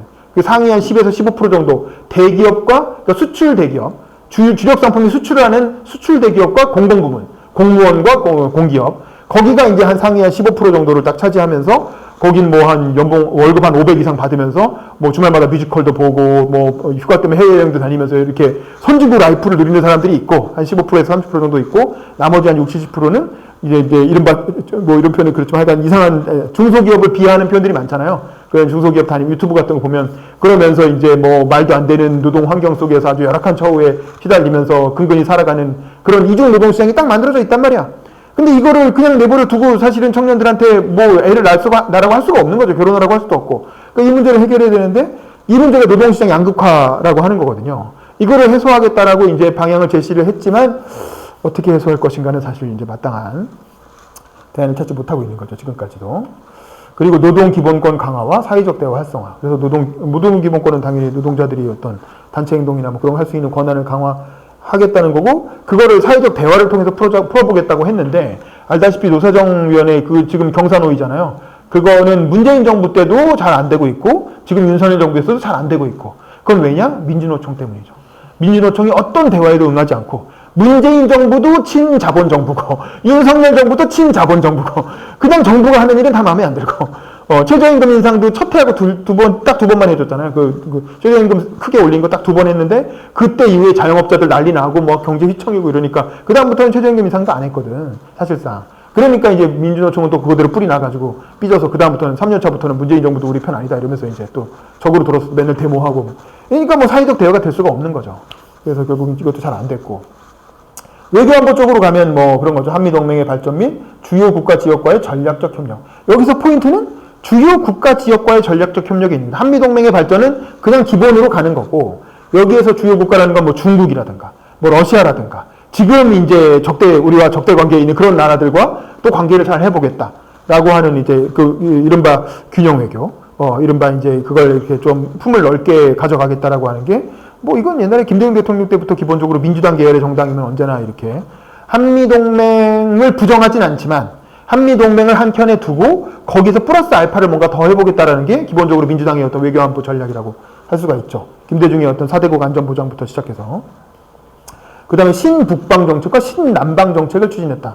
사실 문재인 정부의 뭐 특이점이랄까 좀 어떤 창의적인 새로운 발명품은 신남방 정책이에요. 신북방 정책은 김대중 때부터 했던 얘기고, 알다시피 신북방 정책은 그 철도를 연결하겠다는 거잖아요. 그래서 이제 시베리아 철도를 쫙 연결해가지고 북한을 통과해서 남한까지 연결해서 부산으로 연결해가지고 물류의 새 허브를 만들고 유럽 여행을 시베리아 철도를 타고 갈 수 있게 하겠다. 뭐 이런 건 말도 안 되는 생각입니다. 유럽 여행을 한번 철도 타고 가보세요. 얼마나, 한 달 걸립니다. 한 달. 그리고 가는 내내 계속 시베리아 벌판만 보게 돼요. 아무 재미도 없고 아주 답답하고, 실제로 그 철도 여행 해보신 분들 얘기를 들어보면 와 이거 진짜 이거 평생에 한 번 정도는 경험 삼아 할 수 있겠지만, 그리고 그걸 통해서 물류로 간다는 게 배를 통해서 가는 것보다 훨씬 비효율적입니다. 그게 뭐 빠르다고 얘기하는데 사실 할 수 있는 양 자체가 너무 작아요. 그 물류양, 지금 컨테이너로 해상 물류는 컨테이너화돼 있어가지고 엄청나게 많은 양을 한꺼번에 옮길 수 있잖아요. 근데 철도에 물건 실어서 몇 개나 옮기겠어요. 그렇게 해가지고는 사실은 말이 안 되고, 그 다음에 우리나라 철도하고 시베리아 철도하고 또 이게 달라. 철도가 달라, 철도가. 그 철도가 같아야 같이 이렇게 갈 거 아닙니까? 근데 철도가 다른데 갑자기 바퀴를 갈아 낄 수도 없고, 어떻게 그게 연결해서 이렇게 가냐고. 그러니까 현실적으로는 사실은 이렇게 잘 따져보면 어려운 얘기예요. 근데 이제 김대중 대통령 때는 그런 디테일한 걸 얘기한 게 아니고, 그냥 이제 우리가 이렇게 한반도에 갇혀있는 그런 상황을 타개해보자. 우리의 어떤 남한의 섬나라처럼 갇혀있는 이 상상력의 어떤 천장, 유리천장을 깨자. 뭐 이런 맥락에서 했던 얘기인 거지. 그게 이제 신북방 정책인데, 그래서 문재인 정부 취임하고 나서 송영길 대표를 당시 이제 신북방 경제위원장으로 임명을 했죠. 그래서 총리급이었어요. 그리고 신북방 정책은 위원들이 다 장관들이에요. 그래서 이제 거의 뭐 송영길 의원을 총리급으로 해가지고 부총리급으로 해서 근유리하게 출범을 했죠. 그에 비하면 신남방 정책은 위원장도 없고, 위원장은 그냥 경제보좌관, 김현철 교수, 서울대 지역연구원의 김현철 교수가 경제보좌관 겸 신남방정책위원장에서 겸직하는 거였고, 뭐 사실 뭐 이렇게 정부가 그렇게 빵빠레를 크게 울리면서 한 정책도 아니었고 뭐 그랬지만, 사실은 실속이 있는 건 신남방정책이었던 거죠. 신북방은 북한이 딱 막히는 순간 아무것도 할 수가 없었고, 그냥 팡파레를 울렸지만 실제로 된 건 하나도 없는 거였고, 오히려 신남방정책이 문재인 대통령이 이른바 동남아 국가들을 쫙 순방을 하면서 동남아 국가 대통령 총리들하고 다 안면을 텄고, 나중에 부산에 한번 데리고 와서 부산에서 크게 한번 세레모니를 했죠. 그러면서 이제 신남방 동남아 지역을 이렇게 미국과 어떤 중국을 대체하는 새로운 어떤 경제 영토로 넓히겠다는 비전을 가지고 이렇게 추진을 했던 거죠. 그게 사실은 어떻게 보면은 지금 일본이나 윤석열 정부에서 얘기하는 인태 전략하고 비슷한 거예요. 그렇게 해서 한국의 어떤 외교적인 입지를 더 넓게 동남아까지 넓혀서 그걸 통해서 사실은 중국도 견제하고 뭐 어떤 외교적인 레버리지를 가질 수도 있고 뭐 그런 거라, 이게 문재인 정부에서 어떻게 보면 되게 독창적으로 했던 그 새로운 정책이라고 할 수 있는데, 이 신남방정책위원회, 신남방정책국 이런 게 다 있었거든요. 산업통상부에도 노동 있었는데 윤석열 정부 들어서 다 없애버렸죠. 그 이름 자체를 다 신남방정책이란 말 자체가 문재인 꼬리표가 붙어 있는 거야. 그러니까 윤석열 정부에서 다 금기가 돼버린 거죠. 국 다 해체해버리고 공무원 다 흩어서 딴 데로 보내버리고 뭐 사실상 없어지다시피 했죠. 그리고 신남방은 무슨 한미일이다 다시 그러면서 이제 윤석열 정부는 열심히 한미일 이렇게 동맹 강화에 매진하고 있는 거죠. 사실 저는 민주당이 다시 정권을 잡는다면 이 신남방 정책을 좀 더 활성화해가지고, 사실 요거는 김대중 대통령이 추진했던 동아시아 포럼하고도 되게 연결되는 거거든요.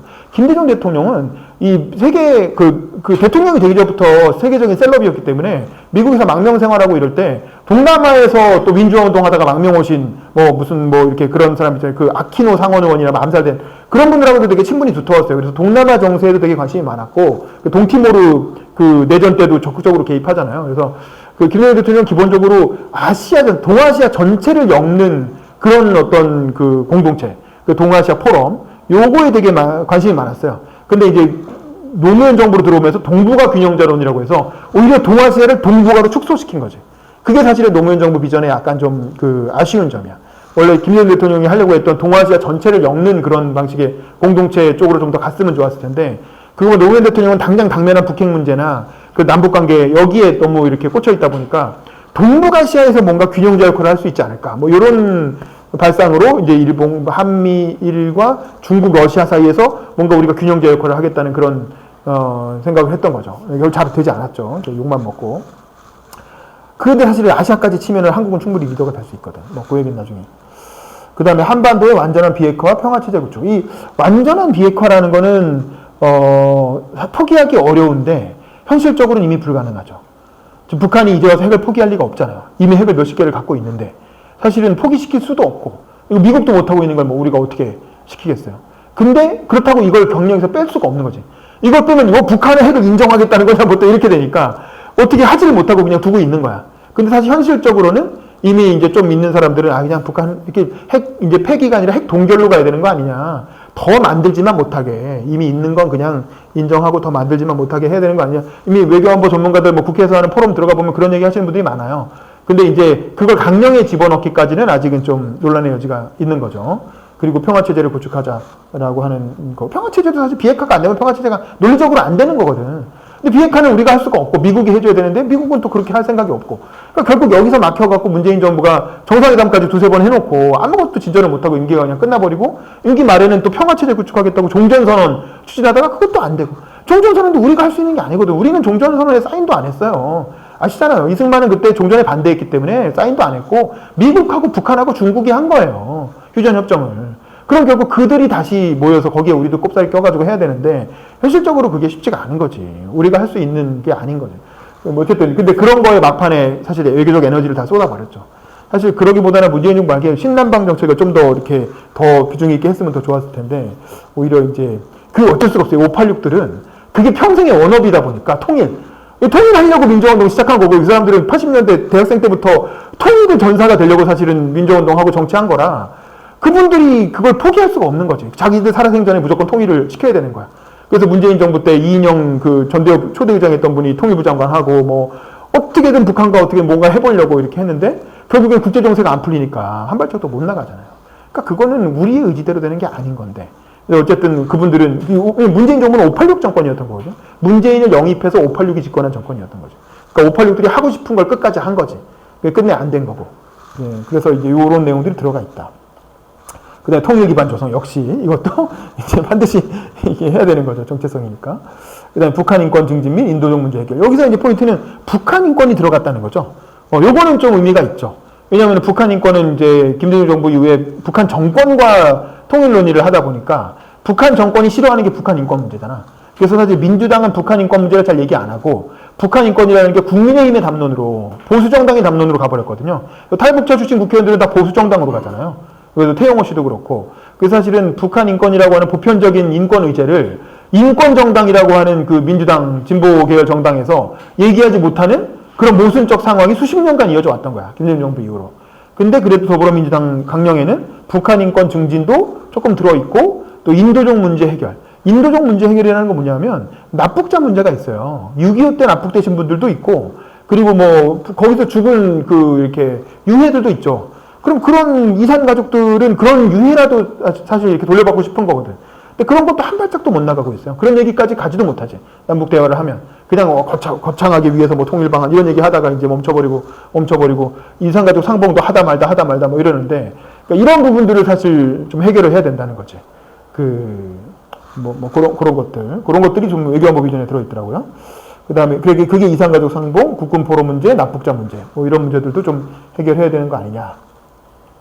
그 다음 기타 분야로 보면 강령이라는 게 그냥 온갖 내용들이 다 일단은 과학기술 분야가 있고요. 그래서 과학자들의 자긍심을 일깨워주고 연구 여건을 개선해야 된다. 뭐 좋은 내용입니다. 그 다음에 기후 에너지 환경 당연히 있죠. 탄소 중립 사회를 만들겠다.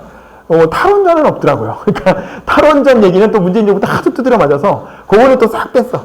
근데 하지만 그거 빼고 나머지 탄소 중립 사회 만들겠다. 뭐 이런 얘기 다 들어있습니다. 사실 이것도 보통 문제가 아니에요. 이거 진짜 하려 그러면 이게 윤석열 정부가 이렇게 탄소중립 2050 뭐 비전 이런 거 하잖아요.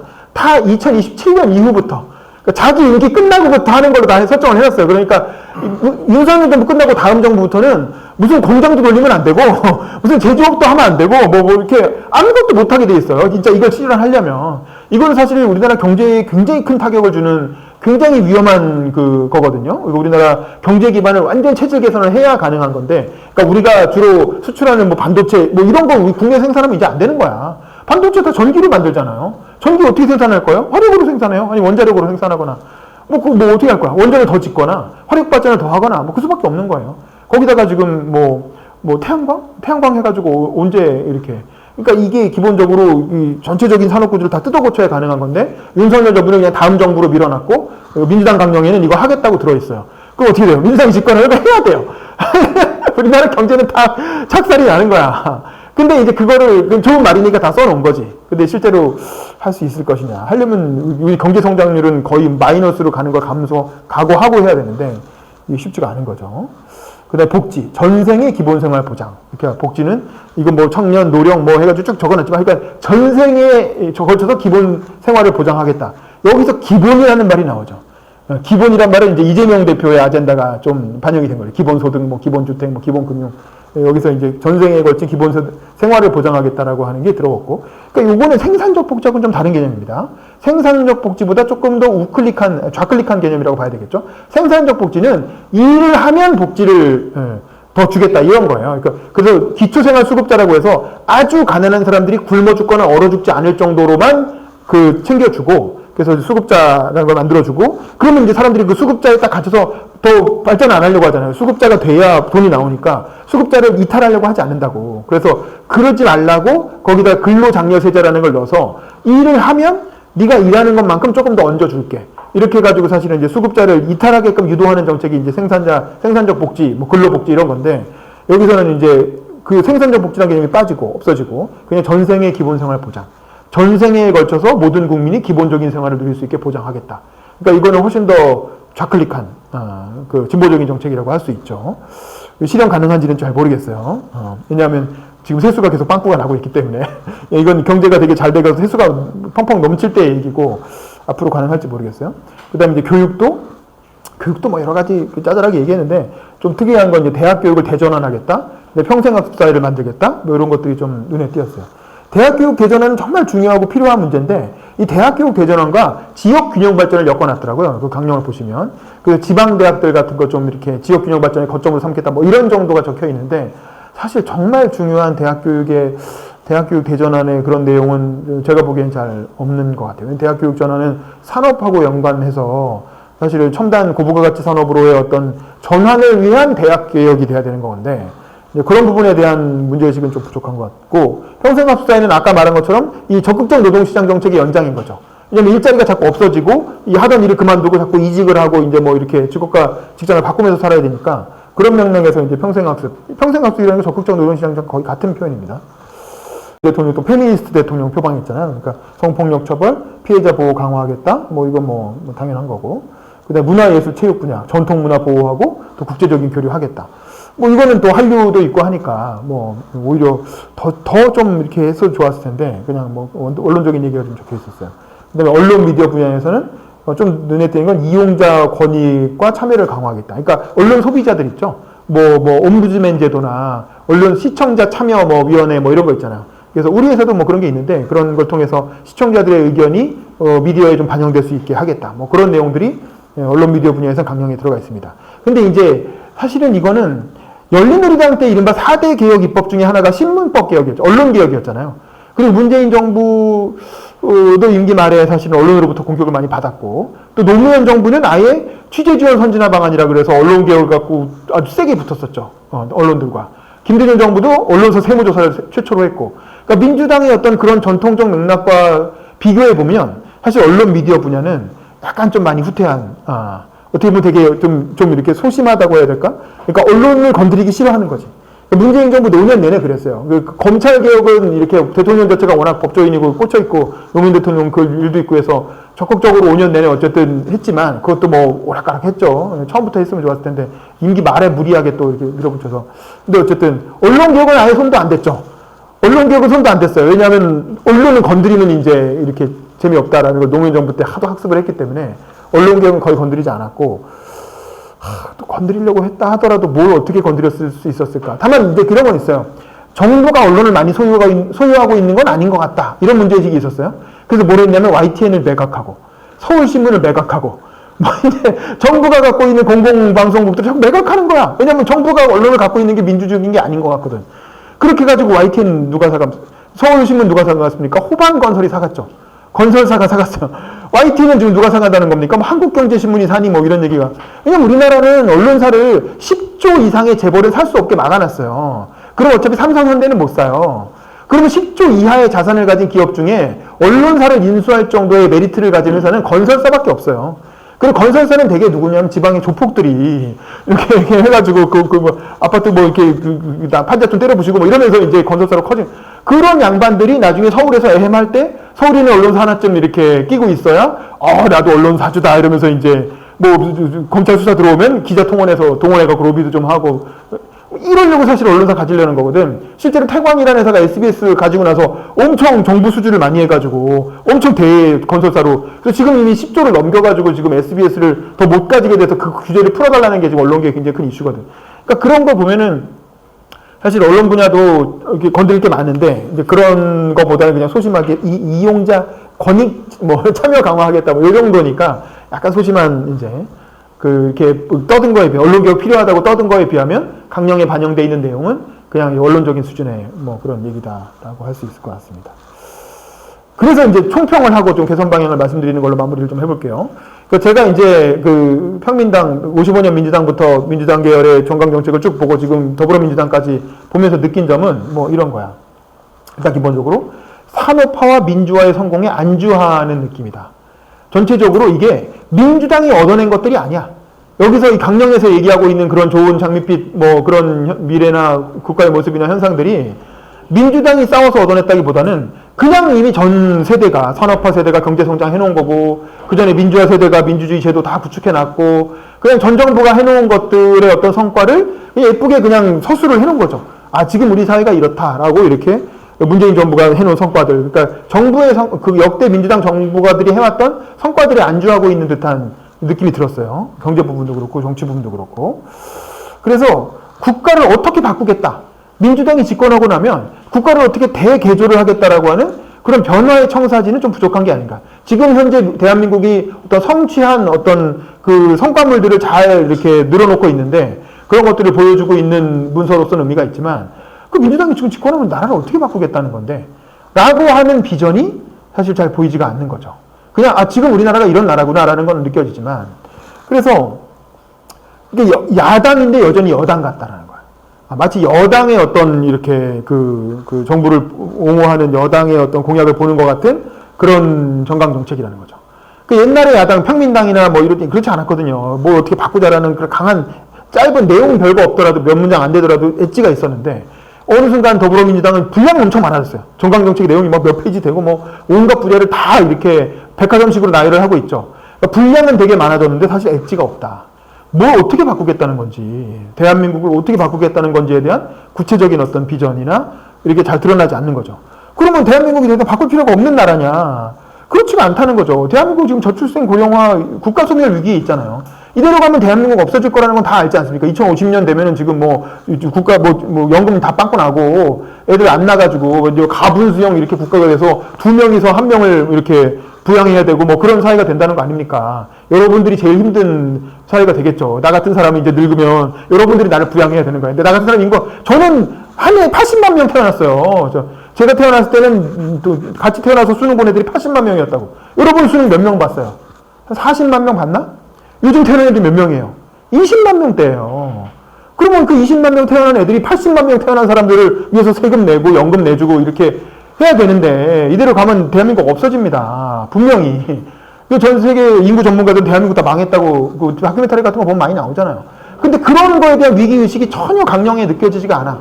그런 거 없고 그냥 대한민국 좋은 나라라고 이렇게 서술하고 있는 거야. 이 분야는 이만큼 했고 이 분야는 저만큼 했고. 그러니까 이런 국가 소멸 위기에 놓여 있는 대한민국에 대한 어떤 절박한 문제의식, 대한민국을 이렇게 바꿔야 된다라는 그런 강한 비전 같은 게 보이지가 않고 여전히 여당 같은 모습을 보여주고 있다는 거죠. 그리고 또 가장 중요한 게 미중 경쟁에 따라서 지금 기존에 우리가 누렸던 이른바 글로벌 가치사슬 이 다 무너지고 있잖아요. 우리는 이제 그 일본으로부터 미국으로부터 기술을 받아서 일본의 부품을 사용해서 조립을 해서 중국에 파는 걸로 사실은 그 90년대 이후에 엄청난 성장을 해왔죠. 그전에는 미국에 팔았고 그 다음에 중국에 팔면서 사실은 경제 성장을 쭉 해온 나라인데, 근데 지금 그 시스템이 무너지고 있는 거잖아요. 지금 미국과 중국이 갈등하고 중국이 스스로 독자적인 어떤 산업 기반을 다 구축하겠다고 하면서 우리가 수출하던 반도체라든가 어떤 소부장 뭐 이런 것들을 중국 스스로 다 만들고 있잖아요. 그러니까 이제는 중국이 수출할 수가 없는 그런 상황이 된단 말이야. 미국은 미국대로 또 보호무역주의로 돌아가서 트럼프만 그러는 게 아니잖아요. 바이든도 그렇잖아요. 그럼 미국의 국익인 거거든. 그러면서 이제 미중 간의 어떤 그 무역 갈등이 전 세계의 어떤 글로벌 가치 산업을 다 뒤흔들고 있단 말이야. 그래서 사실 기존의 산업체제, 우리가 이렇게 가공무역이라고 하는 이렇게 일본 부품 쓰고 미국 기술 받아서 쪼물쪼물 만들어가지고 이렇게 중국에 갖다 파는 이런 식으로는 먹고 살 수 없는 시대가 되고 있는데, 그래서 지금 요즘 수출이 빵꾸 나가지고 계속 적자 나는 거잖아요. 수출도 적자 나고 재정도 빵꾸 나고. 그럼 이걸 어떻게 할 것인가에 대한 사실은 긴박한, 우리가 앞으로 어떻게 먹고 살 것인가에 대한 긴박한 그 위기의식이 있어야 되거든. 그리고 그걸 어떻게 바꾸겠다라는 비전이 좀 담겨 있어야 되는데, 보면 그런 내용은 없죠. 그냥 뭐 전생에 뭐 기본 생활을 보장하겠다. 돈은 어디서 나서 그걸 보장할 거냐고. 그냥 이렇게 그 장밋빛 천사 지금 듣기 좋은 얘기는 많이 써놨지만 이 산업 구조를 어떻게 바꾸겠다라고 하는 그런 문제의식은 사실 강령에 잘 보이지가 않는다. 그리고 남북관계, 아까 말한 것처럼 남북관계는 사실상 이미 북한이 요즘 우리나라를 대한민국이라고 부르는 거 아시죠? 우리도 사실 북한이라고 부르는, 북한은 북한이 아니에요. 북한의 공식 명칭은 조선이에요, 조선. 그러니까 북한은 이미 남조선이라고 안 불러요. 그리고 대한민국이라고 부르기 시작했단 말이지. 그러니까 이미 우린 다른 나라다. 북한은 이미 벌써 그렇게 하고 있는데 우리는 여전히 이렇게 북한을 국가도 아니고 아닌 것도 아닌 이상하게 부르고 있잖아요. 그리고 민주당 같은 경우는 북한과 어떻게든 잘해서 결국은 통일을 하겠다고 하면서 또 북한 정권을 또 이렇게 얼르고 달래는, 이게 뭐 통일을 하겠다는 건지 아니면 그냥 두 국가가 평화롭게 공존하겠다는 건지 뭐 애매해. 그런 부분에 대해서 명확한 북한에 대한 태도, 북한은 어떻게 할 것인가, 그냥 우리는 북한과 공존을 추구할 것인가, 통일은 그냥 먼 미래 세대의 몫으로 남겨놓고 지금 우리는 일단 북한과 평화 공존을 추구하겠다. 그렇다면 핵은 어떻게 할 것인가, 북한의 핵을 어떻게든 이렇게 폐기시킬 것인가, 폐기하는 쪽으로 몰아갈 수 있을 것인가, 아니면 그냥 북한의 핵을 인정한 바탕 위에서 그냥 이렇게 더 늘리지만 마라, 동결하는 쪽으로 갈 것인가, 뭐 이런 거에 대해서 사실 시원한 토론이 있어야 되거든요, 민주당 안에서. 근데 그런 거 뭐 당장 발등에 떨어진 불 아니고 야당이니까 아예 신경도 안 쓰죠. 그리고 그냥 윤석열 정부가 하는 거 그냥 그냥 양평 고속도로 뭐 김건희 여사 사진 뭐 이런 거 뭐 빈곤 포르노 뭐 이런 걸로 이렇게 이제 재미 보니까 그런 걸로 이제 그 지지자들이 좋아하니까 뭐 그런 걸로 이렇게 하루하루 연명하고 있다. 그 다음에 이제 노동연금 교육개혁. 이게 다 굉장히 주급한, 아까 말한 이 산업구조, 저출생 고령화, 국가소멸, 산업구조 개혁과 다 연관된 얘기예요. 노동 문제가 풀리지 않으면 절대 산업구조를 바꿀 수가 없습니다. 예를 들면 아까 LG는 원래 텔레비전 만들던 회사잖아요. 근데 요즘 2차 전지를 만들고 배터리를 만듭니다. 텔레비전을 만들 때 뽑았던 직원이 있어요. 그 직원이 그 정년까지 가야 퇴직을 시킬 수가 있습니다. 그렇죠? 그 사람이 정년쯤 되면 다 억대 연봉 받아요. 그렇죠? LG 다니면. 그러면 억대 연봉 받는 직원을 수만 명을 끌어안고 그 사람 퇴직할 때까지 기다리고 있는 거야. 그리고 그 사람들이 나가야 이 배터리 전문가를 또 뽑을 수가 있는 거야. 이래가지고 무슨 산업구조 개혁을 하겠어요. 대학도 마찬가지예요. 대학 교수들 80년대에 유학 갔다 왔어요. 80년대에 유학 가서 80년대 교수들한테 배운 내용을 가지고 계속 우려먹으면서 강의합니다. 근데 그 교수가 정년 퇴임을 해야 새 교수를 뽑을 수가 있어요. 그럼 그렇게 해가지고 어떻게 그 산업구조 개혁을 대학이 주도하겠어요. 80년대 공부하신 분들이 그거 내용으로 자기가 정년할 때까지 계속 같은 내용으로 우려먹고 있는데.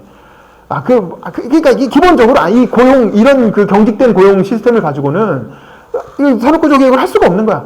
근데 그걸 막은 게 문재인 정부예요. 문재인 정부가 야당 대표 시절에 알다시피 박근혜 정부가 이제 노동개혁이라고 해가지고 해고의 유연화, 그래서 이제 일반해고 통상해고를 도입하려고 했잖아요. 그걸 문재인 대통령이 야당 시절에 막았죠.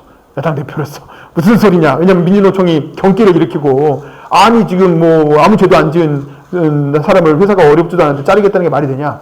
그러니까 해고를 이렇게 유연하게 하려고 하니까 그거를 사실 민주당이 앞장서서 막았거든.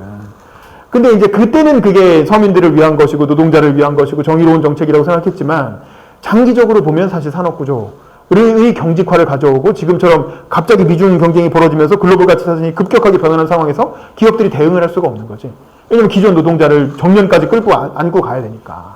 게다가 연공서열제라서 그분들은 임금이 쭉 나이가 들수록 올라가잖아요. 그래서 나중에 퇴직할 때쯤 억대 연봉 다 돼 있는 사람들을 억대 연봉 노동자 한 명 자르면 사실 청년 4천짜리 청년 2명은 채용할 수 있는데 그 사람들 정년 때까지 기다려야 되니까 채용을 못 하는 거지. 그러니까 청년들은 일자리가 없어요. 왜냐하면 그 어르신들이 다 퇴직할 때까지 기다려야 되거든. 그러니까 좋은 일자리를 못 가니까 알바 선전하고 아니면 고시 노량진 가서 공무원 시험 준비하고 그냥 계속 이렇게 중소기업이나 비정규직 잘못되면 쭉 그렇게 살아야 되니까 이주노동시장 가장 잘하는 건 청년들이잖아요. 그러니까 절대 그런 거 안 하려고 그러고 계속 고시 공부하는 거지. 아니면 대학원 가고 뭐 이러면서 계속 취업을 유예하면서 1차 노동시장으로 어떻게든 들어가기 위해서 계속 스펙 쌓기만 하고 있는 거지. 시장으로 안 들어가고. 왜냐면 기업이 받아줄 수가 없으니까. 기존 노동자를 자를 수도 없고. 그러니까 이런 경직된 노동시장을 그대로 두고 이중구조를 해결할 수가 없거든요. 근데 그거는 또 못 건드려. 이건 금기야. 진보의 금기. 해고의 뭐 유연성? 해고의 자율? 무슨 소리야 하면서 절대 못 건드려. 근데 사실 이거 얘기는 해봐야 될 거 아닙니까, 근데 얘기도 못 꺼내. 그 얘기를 꺼내는 순간, 와, 이거 봐라. 이렇게, 보수가 여기 와 있네. 이러면서 이제, 이렇게 또 난리가 나겠죠. 그 다음에 연금도 아까 말한 것처럼 뻥뻥하는 게 100% 확실한 거잖아요. 연금은 다단계인 거예요. 옛날에는 인구가 점점 늘어났기 때문에, 조금 걷고 많이 줄 수가 있었던 거지. 여러분 아직 취업을 안 해봐서 모르겠지만, 우리 국민연금 얼마 내는지 아세요? 월급의 4.5%네요. 월급의 9%를 내는데, 나머지 4.5%는 기업이 내주고, 나는 내 월급에서는 4.5% 뛰어간다고. 그래놓고 얼마 받는지 알아요? 퇴직하면? 평균 소득 대체율이 40%예요. 40%. 그러니까 9%를 내는데 받을 땐 40%를 받는 거야. 내가 받던 월급의 40%를 받게 돼 있어요. 근데 이제 유럽은 그걸 70%까지 받아요.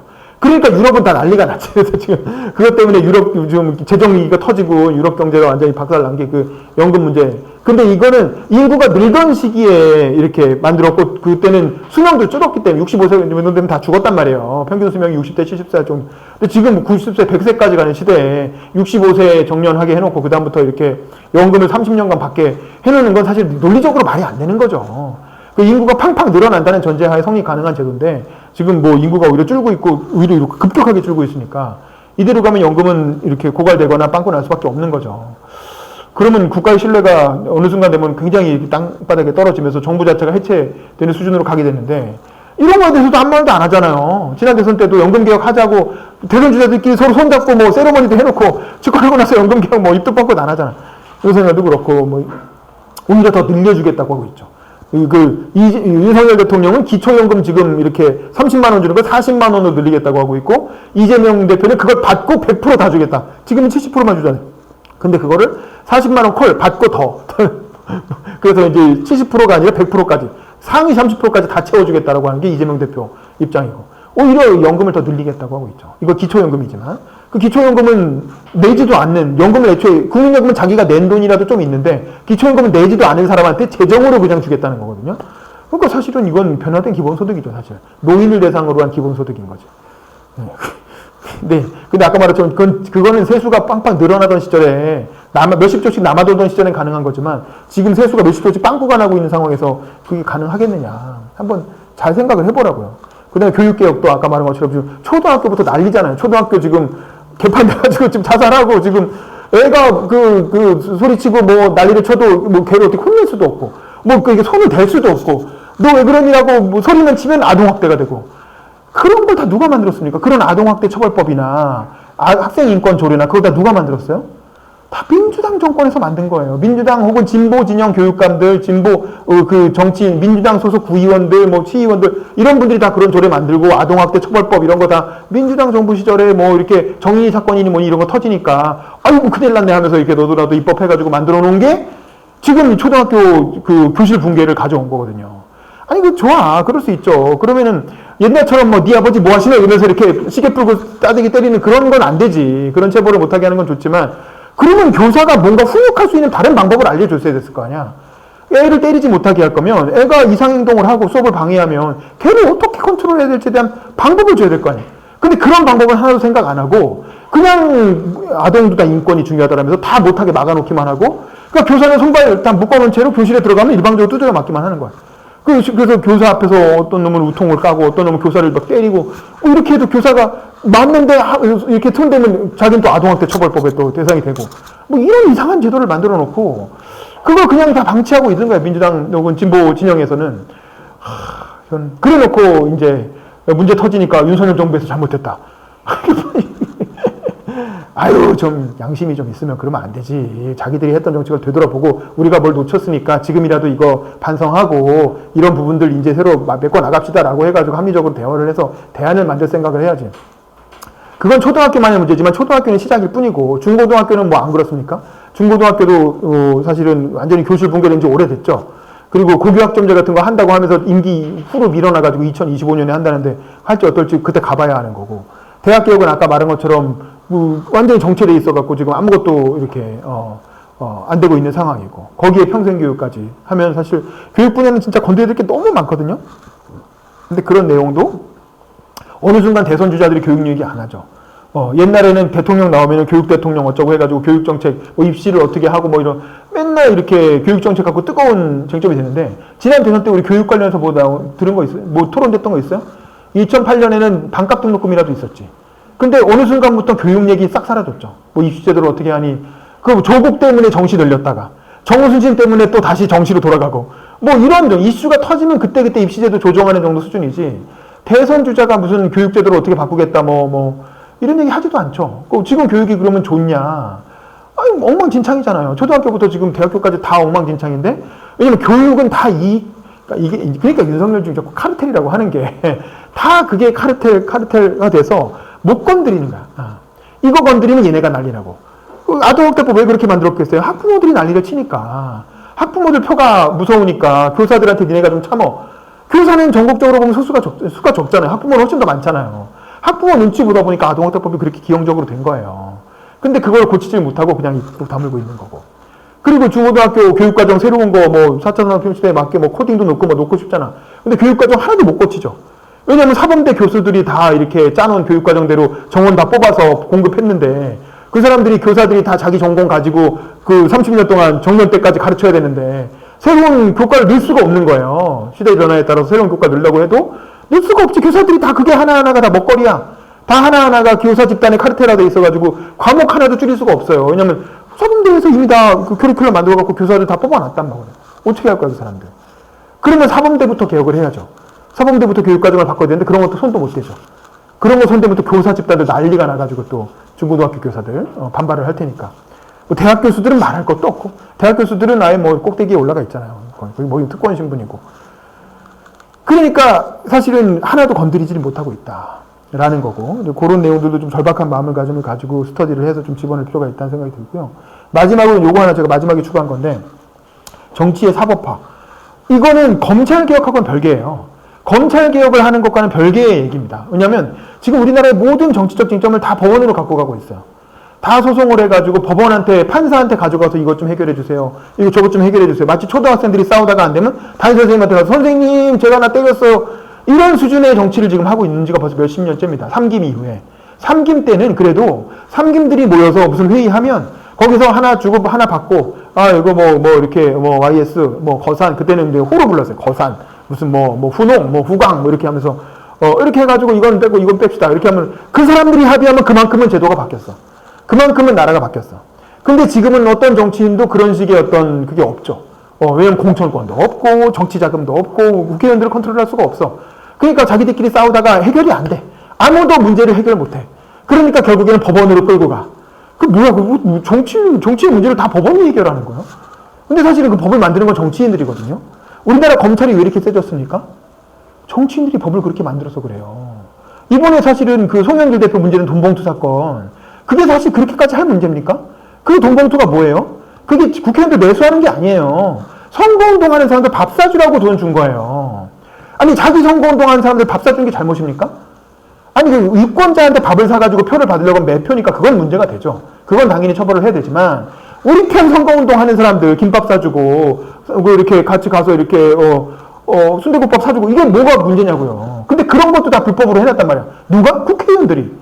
자기들이 선거법을 그렇게 만들어놔서 정치자금법을 그렇게 했는데 그게 이제 왜냐하면 총선은 실제 선거는 나중에 선거 보전을 받게 돼 있잖아요. 이게 이제 그 선거 공영제에 의해서 나중에 국민의 세금으로 보전해 주기 때문에 엄격하게 규제하는 게 맞아. 함부로 못 쓰게 하고 김밥도 못 하게 하고 뭐 이렇게 몇 가지 규제들을 하잖아요. 근데 그게 아니라 당내 선거는 어차피 보전받는 선거가 아니거든요. 당대표 후보 나온 사람들이 거기서 뭐 몇 프로 얻었다고 해서 국가가 세금으로 보전해주고 이런 거 아니잖아요. 다 자기 돈 쓰는 거잖아요. 그럼 자기 돈 쓰는 것까지 왜 그렇게 규제를 하냐고. 내가 선거 나와서 내 돈 쓰는 거고 우리 선거운동하는 사람들 밥 사주는 건데 그것도 못하게 불법으로 만들어 놓고 그 돈봉투 나눠준 게 걸리니까 검찰이 이거 봐라 대단한 비리 잡았다. 그래가지고 지금 뭐 윤관석 잡아놓고 지금 뭐 송영길 소환하고 뭐 이래가지고 큰 거 걸렸네 이러면서 지금 이러고 있는 거 아닙니까? 그건 사실 전혀 문제될 거 없는 거거든요. 너무나 자연스러운 정치 행위고 그 유럽에서 미국에서 어디가 그런 걸 문제 삼습니까? 그런 거 전혀 근데 그런 거를 마치 이렇게 매표를 한 것처럼 일반 선거에서 매표한 것과 똑같은 기준으로 해가지고 적용하게끔 법을 다 그렇게 만들어 놨다 국회의원들이. 그리고 그걸 한 글자도 못 고치고 있다는 2002년 선거법 개정 이후로 이른바 오세훈 선거법이라고 하는 그때 한번 정치의 틀을 크게 바꿨죠. 노무현 정부 때. 그래서 돈은 뭐 이렇게 줄이고 뭐 발은 뭐 좀 이렇게 해가지고 저비용 고유 정치 뭐 타파한다고. 그때 이후로 정치자금법, 정치관행법 하나도 못 고치고 있는 거예요. 그런 부분들을 사실 합리화해야지. 근데 그런 걸 안 해놓으니까 결국 검찰이 툭 하면 들어와가지고 너도 불법 해가지고 아무 데서나 캐비넷 꺼내서 이것도 불법이냐 하면서 다 걸면 다 걸리게 만들어 놓은 거죠. 근데 그 법을 국회의원들이 바꾸면 되거든요. 이건 불법 아니야. 이건 자연스러운 정치 행위야라고 해서 바꾸면 되는데 그건 못 바꾸는 거야. 왜냐면 쟤도 걸어야 되니까 나만 당할 수 없잖아. 국민의힘도 걸리면 걸릴 텐데. 그리고 이걸 바꾸려고 하면 또 이제 우리 같은 언론들이 난리가 나서 이렇게 자기들한테 유리하게 바꾼다. 뭐 이렇게. 근데 그거는 솔직하게 국민들한테 한번 툭 터놓고 설득을 할 생각을 해야지. 용기 있는 정치인이 뭐 이재명 대표든 누구든 나와가지고 이건 이러한 겁니다. 그래서 이거는 이렇게 불법으로 처벌할 문제가 아닙니다. 이거는 자연스러운 정치 활동입니다. 라고 해가지고 당내에서 그런 정치가 활성화될 수 있게끔 풀어줘야지. 대신 이제 후원금 내역을 투명하게 공개하면 되잖아요. 미국이 다 그렇게 하는 거죠. 후원금 다 받을 수 있게 하고 당내 선거에서도. 그리고 후원금 받은 내용 다 누가 얼마 냈다 다 공개하게 하고 그거 유권자가 보고 판단하면 되잖아요. 우리 특정 재벌한테 돈 많이 받았네? 그 이놈들은 이놈 편이겠네? 뭐 이렇게 해가지고 표 안 줄 수도 있는 거고. 그럼 되는 거지. 왜 그거를 자연스러운 정치 행위를 다 불법으로 만들어 놓고 다 검찰한테 이렇게 칼을 쥐어줍니까? 이런 게 다 정치가 사법화되는 거예요. 그래서 이런 부분들을 풀어내지 않으면 계속 끊임없이 검찰 눈치 보면서 검찰이랑 제대로 없앨 수는 없잖아요. 뭐 이름은 바꿀 수 있겠지만 기소청, 수사청에서 이름은 바꿀 수 있겠지만 어차피 검찰의 기능은 그대로 남게 돼 있거든. 그럼 영원히 한국 정치는 검찰의 손바닥 위에서 노는 그렇게 그리고 한동훈 같은 검찰 출신이 나중에 대통령 되고 유력 정치인 되고 이런 구조가 계속 이어질 수밖에 없는 거죠. 그래서 그렇게 안 하려면 이건 법을 바꾸면 되는데 정치인들이 모여서 합의해갖고 법을 바꾸면 돼요. 근데 이제 그런 타협도 못 해내고 있는 게 지금 한국 정치의 문제인 거죠. 그래서 저는 민주당이 특히 그 검찰의 어떤 그 정치의 사법화의 큰 피해자기도 하고 뭐 그러니까 이럴 때 그런 거에 대한 문제의식을 좀 강령에 담으면 좋지 않겠나 뭐 그런 생각이 드는데 뭐 모르겠습니다. 굉장히 큰 용기가 필요하고 국민을 설득하는 작업이 필요한 거죠. 그리고 당내에서의 공감대도 있어야 될 테고 어쨌든 뭐 그런 내용들을 한번 좀 제안을 드려봤습니다. 네, 이상입니다.